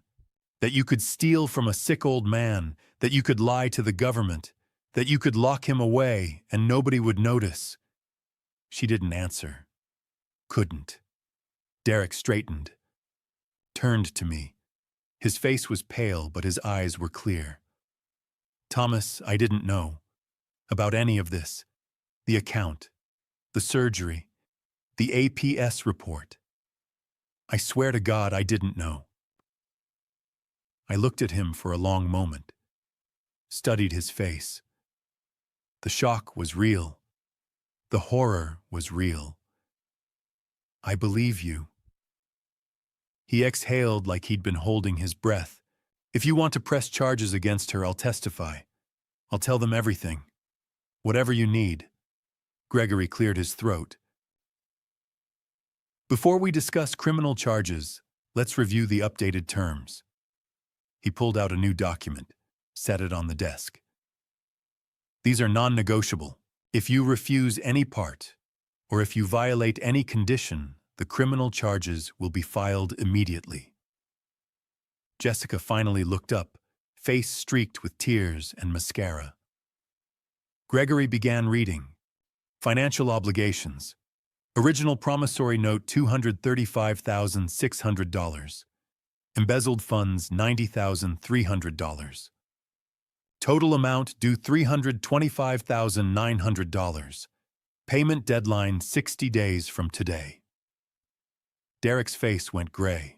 60 days, we had 90. The timeline has been adjusted to reflect the severity of the additional offenses. Gregory continued. Criminal exposure. Embezzlement Class 4, felony 2 to 5 years. Filing a false APS report Class 6 felony up to 3 years. Attempted fraud via guardianship Class 5 felony up to 5 years. Total potential sentence 5 to 12 years in state prison. Jessica made a sound like a wounded animal. Signed confessions for all 3 offenses will be held in escrow. 1 violation of the terms, and they'll be filed with the county attorney's office. Derek sat down slowly, like his legs wouldn't hold him anymore. Estate changes. Mr. Reynolds's will has been permanently updated. Jessica and Derek Sullivan will inherit $100,000 total upon his death. Not each. Total. $2 million will be placed in an irrevocable trust for Isabella and Liam Sullivan, accessible when they turn 25. Jessica Sullivan will have no access, no control, and no say in the management of those funds. The remainder of the estate, approximately $12.9 million, will be distributed to charitable organizations. Gregory paused. Let that sink in. Therapy requirements. Jessica Sullivan individual therapy twice per week for 1 year minimum. Couples therapy with Derek Sullivan once per week for 1 year. Family therapy including Mr. Reynolds twice per month contingent on his willingness to participate. Proof of attendance required monthly. He turned the page. Public accountability. Jessica Sullivan will issue a written public apology to be shared on social media and sent to family members and close friends. The apology must acknowledge the embezzlement, the false APS report, and the attempted guardianship. wording subject to Mr. Reynolds's approval. Jessica's hands were shaking so badly she had to grip the arms of her chair. Visitation with grandchildren. All visits with Isabella and Liam will be supervised by a neutral third party for a minimum of 6 months. Mr. Reynolds reserves the right to extend or terminate this arrangement at his discretion. Gregory closed the folder, looked at them both. You have 60 days to pay $325,900. You will attend every therapy session. You will issue the public apology. You will comply with every condition.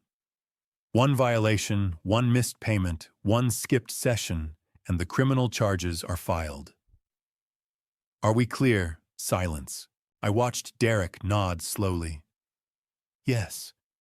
Jessica whispered, yes. Gregory looked at me. I nodded. He slid the document across. Sign. Derek signed first hand, steady despite everything. Jessica's signature was barely legible, her hand shaking too hard to write clearly. When they finished, Gregory collected the papers. You'll receive copies via email within the hour. The 60-day clock starts now. I stood, looked at my daughter. She was still crying, still trembling, still unable to meet my eyes. I don't want you in prison, I said quietly. Not because you don't deserve it, but because Isabella and Liam need their mother. Even if she's a deeply flawed one. Jessica flinched. You're going to sell everything, work every hour you can, attend every therapy session, and you're going to remember every single day that you tried to lock your father in a cage so you could take what he built. I paused. Let the weight of it settle. This is your last chance. Do you understand? Yes, she whispered. I'm so sorry, Dad. Sorry isn't enough. My voice was still calm, still controlled. Changed behavior is what matters. Prove it. I turned and walked toward the door. Behind me, I heard Derek stand. My truck gets listed tonight, he said to Jessica, voice flat. Your Lexus tomorrow. We're moving. Moving. Jessica's voice was small, broken. To Mesa, where I grew up. Where rent is $1,200 a month instead of $3,500. You're about to learn what real life costs. I opened the door, stepped into the hallway, didn't look back. The elevator doors closed behind me. I rode down 12 floors in silence, watching the numbers descend. When I reached the ground floor, I walked out into the Arizona sun, bright, harsh, unforgiving. I stood there for a moment, feeling the heat on my face. They had 60 days. They had each other. They had their children. They had a choice: change or destroy themselves completely. What they built from here wasn't my responsibility anymore. I climbed into my car and drove back to Paradise Valley. Back to the house with the mountain views and the quiet and the space that was entirely, completely mine. And for the first time in 3 years, I felt something close to peace. Days 32 through 49. I didn't see any of this myself. I was in Paradise Valley, living my quiet new life, trying to find peace in routines and silence. But I heard about it later, some from Gregory, who stayed in loose contact with Derek. Some from Derek himself weeks later when he finally worked up the courage to call. And some from the letter Jessica eventually wrote, the one Dr. Sarah made her write as homework. This is what happened while I was learning to live without them. Derek sold his truck on day 1. I heard he posted it early morning, had a buyer by noon. $26,500 gone in 8 hours. Jessica's Lexus went on day 3. Derek told me later she just stood in the driveway and watched a stranger drive it away. Didn't say a word. Just watched. By day 7, they'd left DC Ranch. They moved to Mesa, to an apartment complex where Derek's parents had lived 30 years ago, back when Derek was a kid, before he'd clawed his way into finance and met Jessica and convinced himself he'd escaped. 2 bedrooms, 800 square feet, $1,200 a month. Gregory told me the details, said Derek looked haunted when he signed the lease. 4 bedrooms down to 2, 2,400 square feet down to 800. The kids, my grandchildren, had to share a room now. Bunk beds. Derek assembled himself while Jessica unpacked in silence. Most of their furniture didn't fit. The sectional, the dining table, sold for whatever they could get. They ate on a folding card table from a thrift store. Jessica's closet full of designer clothes. Derek said she sold it all on resale sites. What was left fit in one dresser. Discount store basics. Jeans she wouldn't have been caught dead in before. I tried not to feel satisfaction when I heard that. Tried not to let the vindictive part of me enjoy it. I mostly succeeded. The first night in that apartment. Derek told me later, Jessica stood at the kitchen window and whispered, "How did we end up here?" And Derek, already exhausted, already doing the math that wouldn't work, said because we threw away the one person who could have stopped it. She didn't argue. By week 2, Gregory said the real grind had started. Derek kept his day job, 40 hours. Then every night, 6 to midnight, he drove for a rideshare service, 70 hours a week, sometimes more. Jessica worked her marketing job during the day. Weekends, she picked up retail shifts at a boutique in Tempe. $10 an hour plus commission. The kids' activities got cut. Soccer, piano, art classes, all gone. Isabella asked why she couldn't go back to dance. Jessica had to explain they couldn't afford it. Derek's voice cracked when he told me that part. By week 7, they'd scraped together $98,000. They still needed $227,000 more. It wasn't going to happen. Even Derek knew it. Even Jessica, in whatever space inside herself she was still capable of being honest, had to know. The social collapse was complete by then, too. Jessica deleted her social media accounts on day 40, Gregory said. The public apology she'd been forced to post had gotten 1,200 comments, most of them vicious. She couldn't take it anymore. Just erased herself. Amber Richardson blocked her on everything. When Jessica ran into her at the grocery store, Amber turned and walked away without a word. The other moms at school stopped inviting Isabella to playdates, stopped talking to Jessica at pickup. By week 5, Derek was handling school runs because Jessica couldn't face them anymore. I wish I could say I felt bad about that. I didn't. Therapy started on day 10. Dr. Sarah, their therapist, gave Jessica an assignment during the 3rd session. Derek told me about it later. His voice quiet, ashamed. Write a letter. To me. Explaining what she'd done and why. Jessica resisted for weeks. She showed up to therapy, cried through the sessions, but the letter stayed unwritten. Week 6. Dr. Sarah told her something that finally broke through. You can't heal what you won't face. Jessica tried to deflect. Said she knew what she'd done. Dr. Sarah didn't let her. Knowing isn't the same as facing. You haven't looked at what that says about who you became. Jessica's hands started shaking. I was desperate. You were cruel. Derek said Jessica left that session and sat in her car for 20 minutes, shaking so hard she couldn't drive. Week 7, Dr. Sarah handed her a notebook. Write the letter. Tonight. Don't overthink it. Just write what's true. That night, Derek told me after he'd gone to bed, Jessica sat at that folding card table with the notebook open. Her hand was shaking, because facing it meant admitting what she'd become. I didn't know any of this yet. Wouldn't know for weeks. All I knew was that somewhere across town, my daughter and her husband were working themselves to exhaustion, trying to pay a debt they'd never be able to cover, trying to survive the consequences of what they'd done to me. And I sat in my house in Paradise Valley drinking my morning coffee, watching the mountain turn gold in the sunrise, and felt something I hadn't felt in years. Peace. Not satisfaction. Not vindication. Just peace. They'd made their choices. Now they were living with them.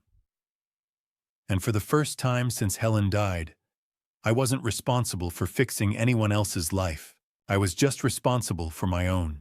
I didn't see most of week 7 firsthand, but Gregory kept me updated. And Derek called me once late at night, voice hoarse from exhaustion. He told me what happened, what changed. Derek was driving for the rideshare service one night, week 7, maybe day 45, when a pickup request took him through DC Ranch, his old neighborhood. He told me he had to pull over, just sat there in the dark engine idling, staring at the gated entrance, the guardhouse, the manicured lawns. I didn't miss it, he said on the phone. I thought I would, but I didn't miss the place. I missed the person I thought I was back then. The person who believed he'd made it. There was a long pause. Turns out I never made it at all. I just ran farther from where I started. Gregory told me about Derek's therapy breakthrough a few days later. Individual session. Week 7. Doctor. Sarah had been pushing him for weeks to talk about Mesa, about growing up poor, about why he'd married Jessica in the first place. Finally, he cracked. I grew up in poverty, Derek told her. Gregory got this from the therapy notes Derek had authorized him to see. Real poverty. When I met Jessica, this woman from a family that had money, that had stability, I thought I'd escaped. He paused. But I didn't escape poverty. I just traded one kind for another. I ran from being poor in money to being poor in character. Dr. Sarah asked him what he meant. I ran from poverty so hard that I ran right past integrity, right past decency, right past everything that actually matters. At the end of the session, Dr. Sarah asked him what he needed to do now. Derek's answer, I need to stop running. Gregory said Derek started talking to the kids differently after that. Isabella and Liam had been confused, scared. They didn't understand why they'd moved, why Grandpa was gone, why kids at school were saying mean things. Derek sat them down one night, week 7, day 47, and told them the truth. Grandpa loves you both very much, but Mommy and Daddy hurt him. We made bad choices, and now we're trying to fix them. Isabella asked if Grandpa hated them. No, sweetheart. Never. He could never hate you. The kids saw something honest in him that night. Something real.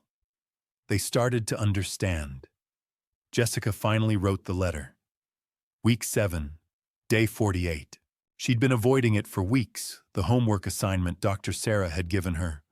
Write a letter to me, explain what she'd done and why. That night, she sat down at that folding card table and picked up the pen. Gregory showed me the letter later, with Jessica's permission. The opening line, Dad, I don't know if you'll ever read this. I don't know if I deserve for you to read it, but Dr. Sarah says I have to write it anyway. So here it is. The truth. She confessed everything. The embezzled money, the lies, the APS report, the guardianship plan. And then near the end, I became someone Mom would have been ashamed of. I became someone I'm ashamed of. I don't know how to fix that. I don't know if I can. But I'm trying. She never sent it to me. It was just for therapy. But Gregory said writing it broke something inside her. Something that needed to break. The call came on day 49. I was on the patio watching the sunset paint Camelback Mountain gold when my phone rang. Unknown number. I almost didn't answer. But something made me pick up. Hello? Grandpa. I froze. Grandpa, it's Isabella. My heart clenched. Bella, I managed. Sweetheart. How did you... I found your old number in Mommy's phone. Her voice was small, shaking. Are you mad at us? No. The word came out fierce. Never, sweetheart. Never at you. Mommy cries all the time. Daddy works all day and all night. We moved to a new house and it's really small and the kids at school say mean things. She was crying now. Did we do something wrong? Is that why you left? I closed my eyes, gripped the phone. I know, baby. You didn't do anything wrong. The grown-ups made mistakes, big mistakes. But not you. Not Liam. Never you. Do you? She hiccuped. Do you still love us? The question gutted me. Always, I said, voice breaking. Forever, no matter what. Do you hear me, Bella? No matter what happens, I will always love you and your brother. She cried for another minute. I listened, let her get it out. Finally, she whispered, I miss you, Grandpa. I miss you too, sweetheart. Can we see you, please? I took a breath. Soon. I promise. Soon. After she hung up, after I heard her little voice say goodbye, I sat there on the patio for a long time. The mountain turned from gold to purple to shadow. I picked up my phone. Called Gregory. Thomas. How much have they raised? 98,000. Not even a third of what they owe. Are they still trying? Every therapy session. Every payment. Derek's working 70-hour weeks. Jessica's doing everything Dr. Sarah asks. They're trying, Thomas. They're really trying. I was quiet for a long moment. Set up a meeting. Coffee shop. Neutral ground. 1 week from now. You're sure? I thought about Isabella's voice. Did we do something wrong, an 8-year-old child carrying the weight of adult mistakes? I'm sure. After I hung up, I sat there with the phone in my hand, Isabella's voice echoing. Do you still love us? She shouldn't have had to ask that. Liam shouldn't have to wonder why Grandpa left. They were collateral damage, innocent casualties in a war they didn't start. This wasn't justice anymore. This was spillover harm. I'd set out to teach Jessica and Derek a lesson about consequences, about respect, about valuing family over money. But the lesson was hitting the wrong people. I looked out at the mountain now dark against the stars. Have I become the monster while trying to teach the lesson? I whispered to the empty patio. I didn't have an answer, but I knew one thing. It was time to find out if Jessica and Derek had actually learned anything, or if this was all just performance, survival, desperation wearing the mask of change. 1 week. Then I'd know. Week 8, day 56. I arrived 15 minutes early and picked a table in the corner of a small coffee shop in Old Town Scottsdale 1 with floor-to-ceiling windows facing east toward Camelback Mountain. I ordered black coffee and sat with my back to the wall watching the door. At 10 a.m., exactly, Jessica and Derek walked in. They looked smaller somehow. Derek wore a wrinkled polo shirt and jeans that had seen better days. Jessica's face was bare, no makeup, hair pulled back in a messy bun. Dark circles under her eyes. She'd lost weight. They spotted me and hesitated near the entrance. For a moment I thought they might turn around and leave. I nodded once. They came over and sat down across from me. Neither spoke first. I let the silence stretch. Let them marinate in it. Finally, Jessica broke. Dad. Her voice cracked. Thank you for agreeing to meet. I didn't respond, just waited. Derek cleared his throat. Mr. Reynolds, He stopped, swallowed hard. I don't know where to start. Start with the truth. I said flatly. Jessica's hands shook as she folded them on the table. I stole from you $90,000 over 3 years. I lied about it. I filed a false report with Adult Protective Services. I tried to have you declared incapacitated so I could control your money. I said terrible things. I poisoned our kids against you. Her voice broke completely on the last sentence. Tears spilled down her cheeks. I became someone Mom would have been ashamed of. Derek spoke next, his voice barely above a whisper. I grew up poor, in Mesa. When I married Jessica, I thought I'd escaped it. But I didn't escape, I just traded one kind of poverty for another. I was so afraid of going back that I traded my integrity for a house I couldn't afford and a life I didn't earn. He looked at me, eyes red. I let her talk me into kicking you out. I knew it was wrong. I did it anyway. I studied them both for a long moment. Why are you apologizing? I asked. Because you got caught. Because you owe me $325,000. Or because what you did was wrong. Jessica flinched like I'd slapped her. Because it was wrong, she said quietly. Because I hurt you. Because I hurt my kids. Because I became a monster. Derek nodded. We've been in therapy. Individual and couples. Doctor. Sarah's been helping us face what we did. Jessica wrote you a letter. I read it, I interrupted. Gregory had forwarded it to me weeks ago. Jessica's eyes widened. You did every word. She wiped her face with the back of her hand. Then you know I'm not asking you to forgive me. I don't deserve that. I just... Her voice broke again. I just need you to know I'm sorry, and I'm trying to be better. I took a slow sip of my coffee. Let the weight settle.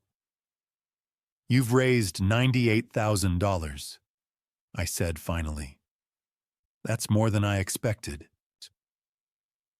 Derek exhaled, shoulders sagging slightly.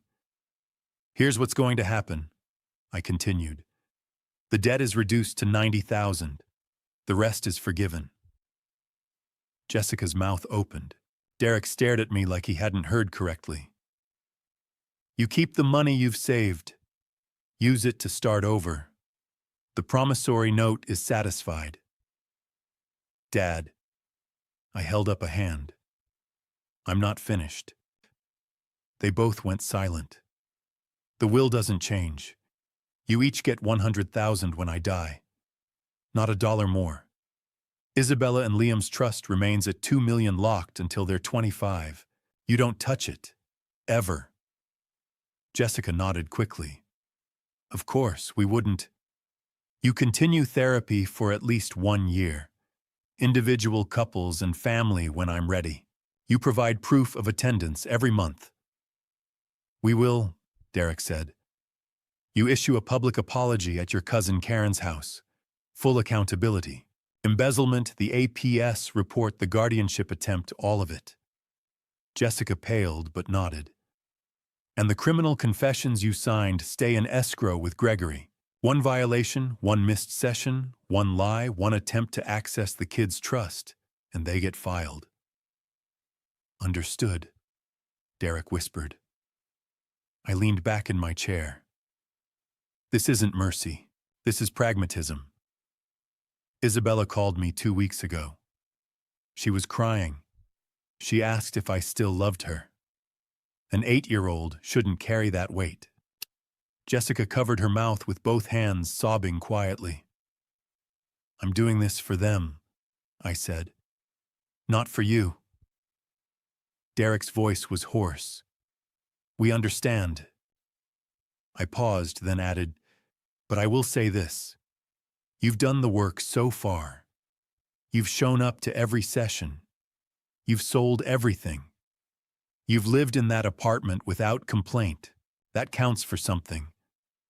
Jessica looked up, eyes wide with fragile hope. But love and trust are different things, I said firmly. I love you. I always will. But trust that takes years, and you'll have to earn every inch of it. She nodded, tears streaming.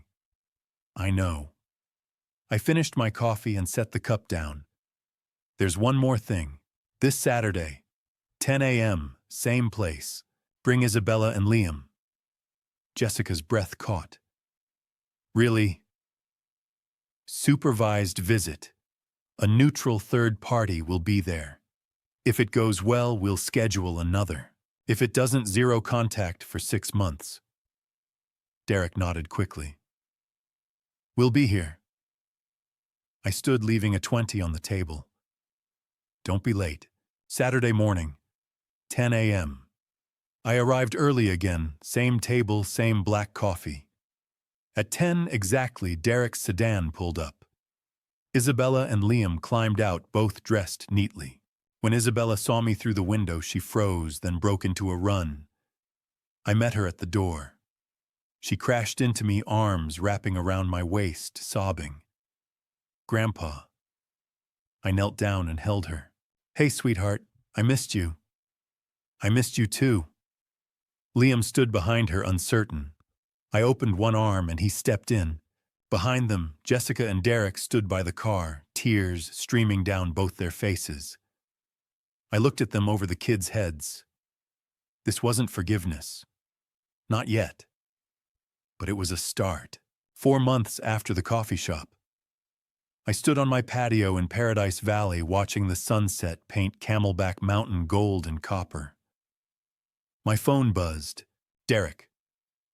The kids have their school play tonight. You're welcome to come. No pressure. I stared at the message for a moment. 3 events in 4 months. Each one a little easier than the last. I typed back, I'll be there. My life had found a rhythm again. Every morning I woke at 6, made coffee, and took my heart medication. My condition was stable, manageable. Tuesdays and Thursdays. I mentored young entrepreneurs at a nonprofit downtown, helping them avoid the mistakes I'd made when I was starting out. Saturdays I met Isabella and Liam for breakfast. No supervisor required anymore. Once a month, I volunteered with a local housing nonprofit, swinging hammers alongside strangers half my age. I'd learned something unexpected in these 4 months. I liked being alone. I liked my house, my space, my independence. But having them back in my life with boundaries, with accountability, that was okay too. It hadn't been easy getting here. 2 months earlier, Karen Mitchell had opened her house in Arcadia for what she called a family conversation. 20 members of our extended family gathered in her living room. Aunts, uncles, cousins, a few close friends. I sat in the back corner, arms crossed, watching. Jessica stood at the front, hands trembling as she held a single sheet of paper. Derek stood beside her, pale and rigid. Karen had asked me if I wanted to say something first. I declined. This wasn't my moment. Jessica cleared her throat and began to read. 2 months ago, I kicked my father out of my home while he was sick. I called him a burden. I told my husband to get that sick old man out of my house. Her voice cracked, but she kept going. I stole $90,000 from him over 3 years to pay for plastic surgery. I lied and said it was inheritance money. I filed a false report with Adult Protective Services trying to have him declared incapacitated so I could control his finances. Someone in the room gasped. I kept my face blank. I told my children their grandfather abandoned them. I poisoned them against him because I cared more about money and status than family. Tears streamed down her face now, but she forced the words out. I was wrong. Horribly, unforgivably wrong. I became someone my mother would have been ashamed of. Someone I'm ashamed of. She paused, wiping her eyes with the back of her hand. I'm in therapy. I'm working every day to become someone my father might forgive. I don't know if I'll ever get there, But I owe him the truth, and I owe all of you the truth." She folded the paper and looked at Derek. He stepped forward, voice hoarse. "I enabled her. I went along with it. I knew it was wrong, and I did it anyway because I was afraid. Afraid of being poor again, afraid of losing what we had. I'm just as guilty. We both are." The room was silent. Karen finally spoke. "Thomas, what do you want from this?" I stood slowly and walked to the front. I looked at Jessica, at Derek, then at the faces of my family.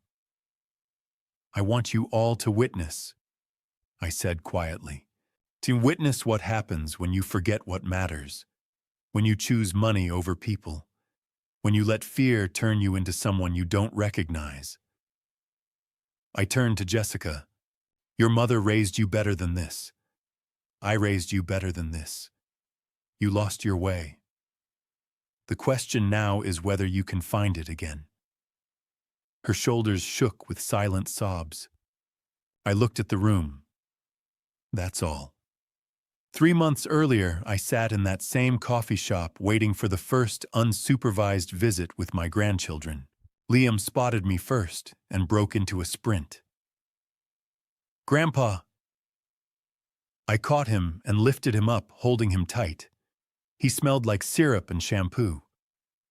Isabella approached more slowly, eyes uncertain. "Are you still mad?" I set Liam down and knelt in front of her. "I was never mad at you. Not ever. Not for 1 second.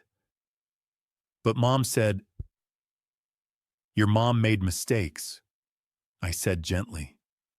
"She's fixing them. But you two, you're perfect. I love you. Always." Her lip trembled, and then she was crying, arms around my neck. We ordered pancakes. We talked about school, about friends, about nothing important, and everything important. Laughter came easier than I expected. Normalcy was creeping back in. Jessica and Derek still lived in Mesa. They could have moved by now. They paid off the $90,000 in month 5 right on schedule. But they chose to stay. Derek kept one job and drove rideshare one night a week, not because he had to, but because it kept him grounded. Jessica worked full-time, deleted all her social media, lived simply. Therapy continued. Their marriage was different now. Derek had a voice, boundaries, respect. They were rebuilding. I stood on the patio, phone in hand, the message about the school play still glowing on the screen. "I'll be there." I meant it. Redemption isn't a moment. It's not a tearful apology or a signed confession. It's the accumulation of 1,000 small choices made when no one's watching. It's showing up. It's doing the work. It's proving through action, not words, that you've changed.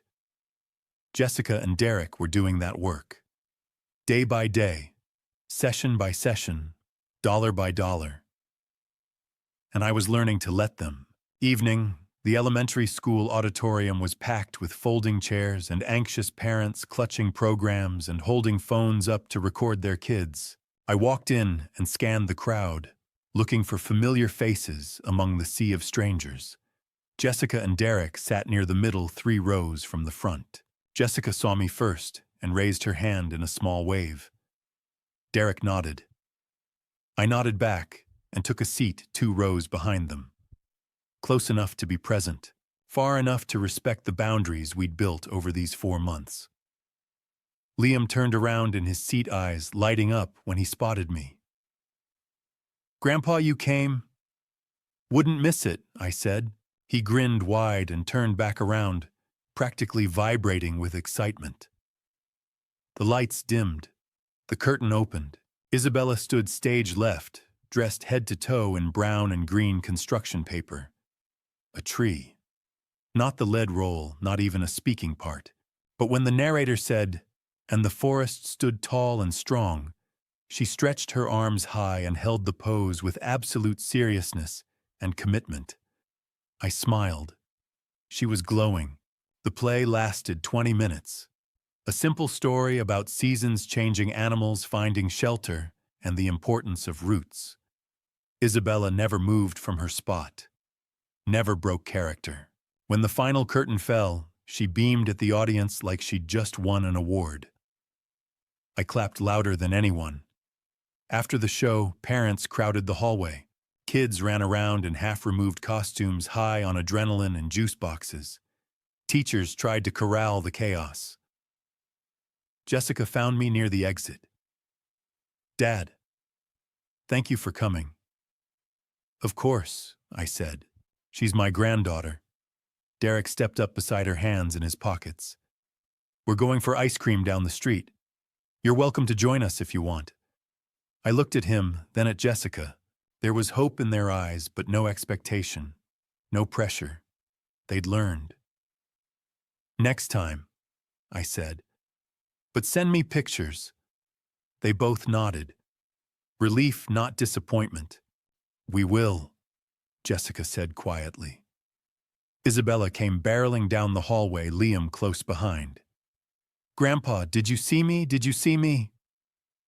I knelt down and caught her in a hug. "You were the best tree I've ever seen." She giggled. "I didn't even have any lines." "Didn't need them," I said. "You stole the show anyway." Liam hugged me from the side, squeezing tight. "Are you coming for ice cream with us?" "Not tonight, buddy. But I'll see you Saturday morning, okay, pancakes?" "Okay." He ran off to rejoin his parents. Isabella lingered for a moment, looking up at me with those serious eyes. "I'm glad you came, Grandpa." "Me too, sweetheart." She smiled and ran after her brother. I watched them go, a small family navigating their way through the crowd. Imperfect, trying, healing. I walked to my car alone. The drive home took me past DC Ranch. I slowed as I passed the gate where I used to turn in 3 times a week. The house where I'd lived for 3 years, paying cash rent every month, watching my daughter slip further into greed and entitlement. I didn't feel anger anymore when I saw those gates, just distance. That chapter was closed. Paradise Valley welcomed me back with quiet streets and mountain views. I parked in my driveway, unlocked my front door, and poured 2 fingers of bourbon. Neat. No ice. I stepped out onto the patio. The city lights twinkled below, stretching toward Phoenix in a blanket of gold and white. The air was cool, the sky clear and deep. Camelback Mountain loomed in the distance, dark against the fading twilight. I thought about Helen. "I think you'd be proud," I said aloud to the night. "Not of what Jessica did, but of what I did after. Justice without cruelty. Mercy without weakness. I held the line. But I also left the door open. Helen would have done the same. She was tougher than people thought. Kind, yes, but never a pushover." Inside on the side table near the couch sat 2 framed photos. One old Jessica at 6 years old sitting on my shoulders at the Grand Canyon laughing with her whole face. Helen had taken that picture. I remembered the day perfectly. One knew Isabella and Liam at the coffee shop 3 months ago. Syrup on their chins, joy in their eyes. Pure and unfiltered. Innocent. The test had failed. Jessica had chosen money over me, over her own father. But my grandchildren had passed. They loved me for me. That was enough. My phone buzzed on the table. A photo from Derek. The whole family at a small ice cream shop, faces covered in chocolate and whipped cream. Isabella held up a cone bigger than her head. Liam's tongue was bright blue. Jessica and Derek smiled in the background, tired but genuine. The caption read, "Thank you for not giving up on us completely." I stared at the photo for a long moment, saved it, then typed back, "Keep going. I'm proud of your progress." I set the phone down and returned to the patio, glass in hand. Betrayal, justice, mercy. healing. That was the arc. That was the story. Jessica would never inherit millions. The will was final. $100,000 upon my death, and not a penny more. The rest would go to charity, to Isabella and Liam's trust, to causes that mattered. But she'd earned something more valuable than money, the chance to become someone worth respecting. The opportunity to rebuild trust one day, one session, one honest conversation at a time. And I'd gotten my grandchildren back, my peace back, my life back. Helen would approve. I stood at the railing looking out over Paradise Valley. The house I'd bought with cash, the independence I'd reclaimed, the dignity I'd restored. But it wasn't the house that made this home. It was knowing I'd done the right thing, the hard thing. Teaching the lesson that needed teaching, then offering the grace that made the lesson stick. I took a slow sip of bourbon, felt the burn, and smiled. Finally, completely, I was home. Looking back now, I see the full picture clearly. This family story taught me what money truly reveals about people. Not their worth, but their priorities. Not their love, but their limits. My dad's revenge wasn't about cruelty. It was about truth. Forcing my daughter to face the person she'd become. Holding up a mirror until she couldn't look away. God gave me 15 to 20 years after that diagnosis. I could have spent them bitter, isolated, poisoned by resentment. Instead, God showed me a different path, justice tempered with mercy, accountability paired with redemption. God doesn't ask us to be doormats. He asks us to be wise. Don't misunderstand this family story. I'm not the hero here. I made mistakes too. I let the test run too long.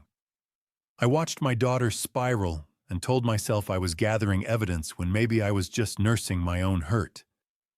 The lesson isn't dad revenge. It's boundaries. If someone shows you who they are, believe them. But also believe they can change if they do the work. Not words. Work. Therapy. Accountability. Time. Protect yourself. Protect your peace. But leave the door unlocked if they prove they've earned the key. Love them. But don't let them destroy you. That's what God taught me on that patio in Paradise Valley, looking out at the city lights with bourbon in my hand and my grandchildren's laughter still echoing in my ears. Some family story situations require dad revenge, not out of spite, but out of love. Tough love. The kind that says, I won't let you become a monster, even if it costs us both everything. And in the end, God willing, maybe we all come home. I appreciate you staying with me to the very end of this journey. Drop a comment with the number 2. If this story resonated with you, I'd love to know you made it all the way through. A quick note. This narrative contains fictional and dramatized elements designed to illustrate important life lessons. If it's not your style, no worries. There's plenty of other content out there. But if it spoke to you, consider subscribing and sharing this with someone who needs to hear it.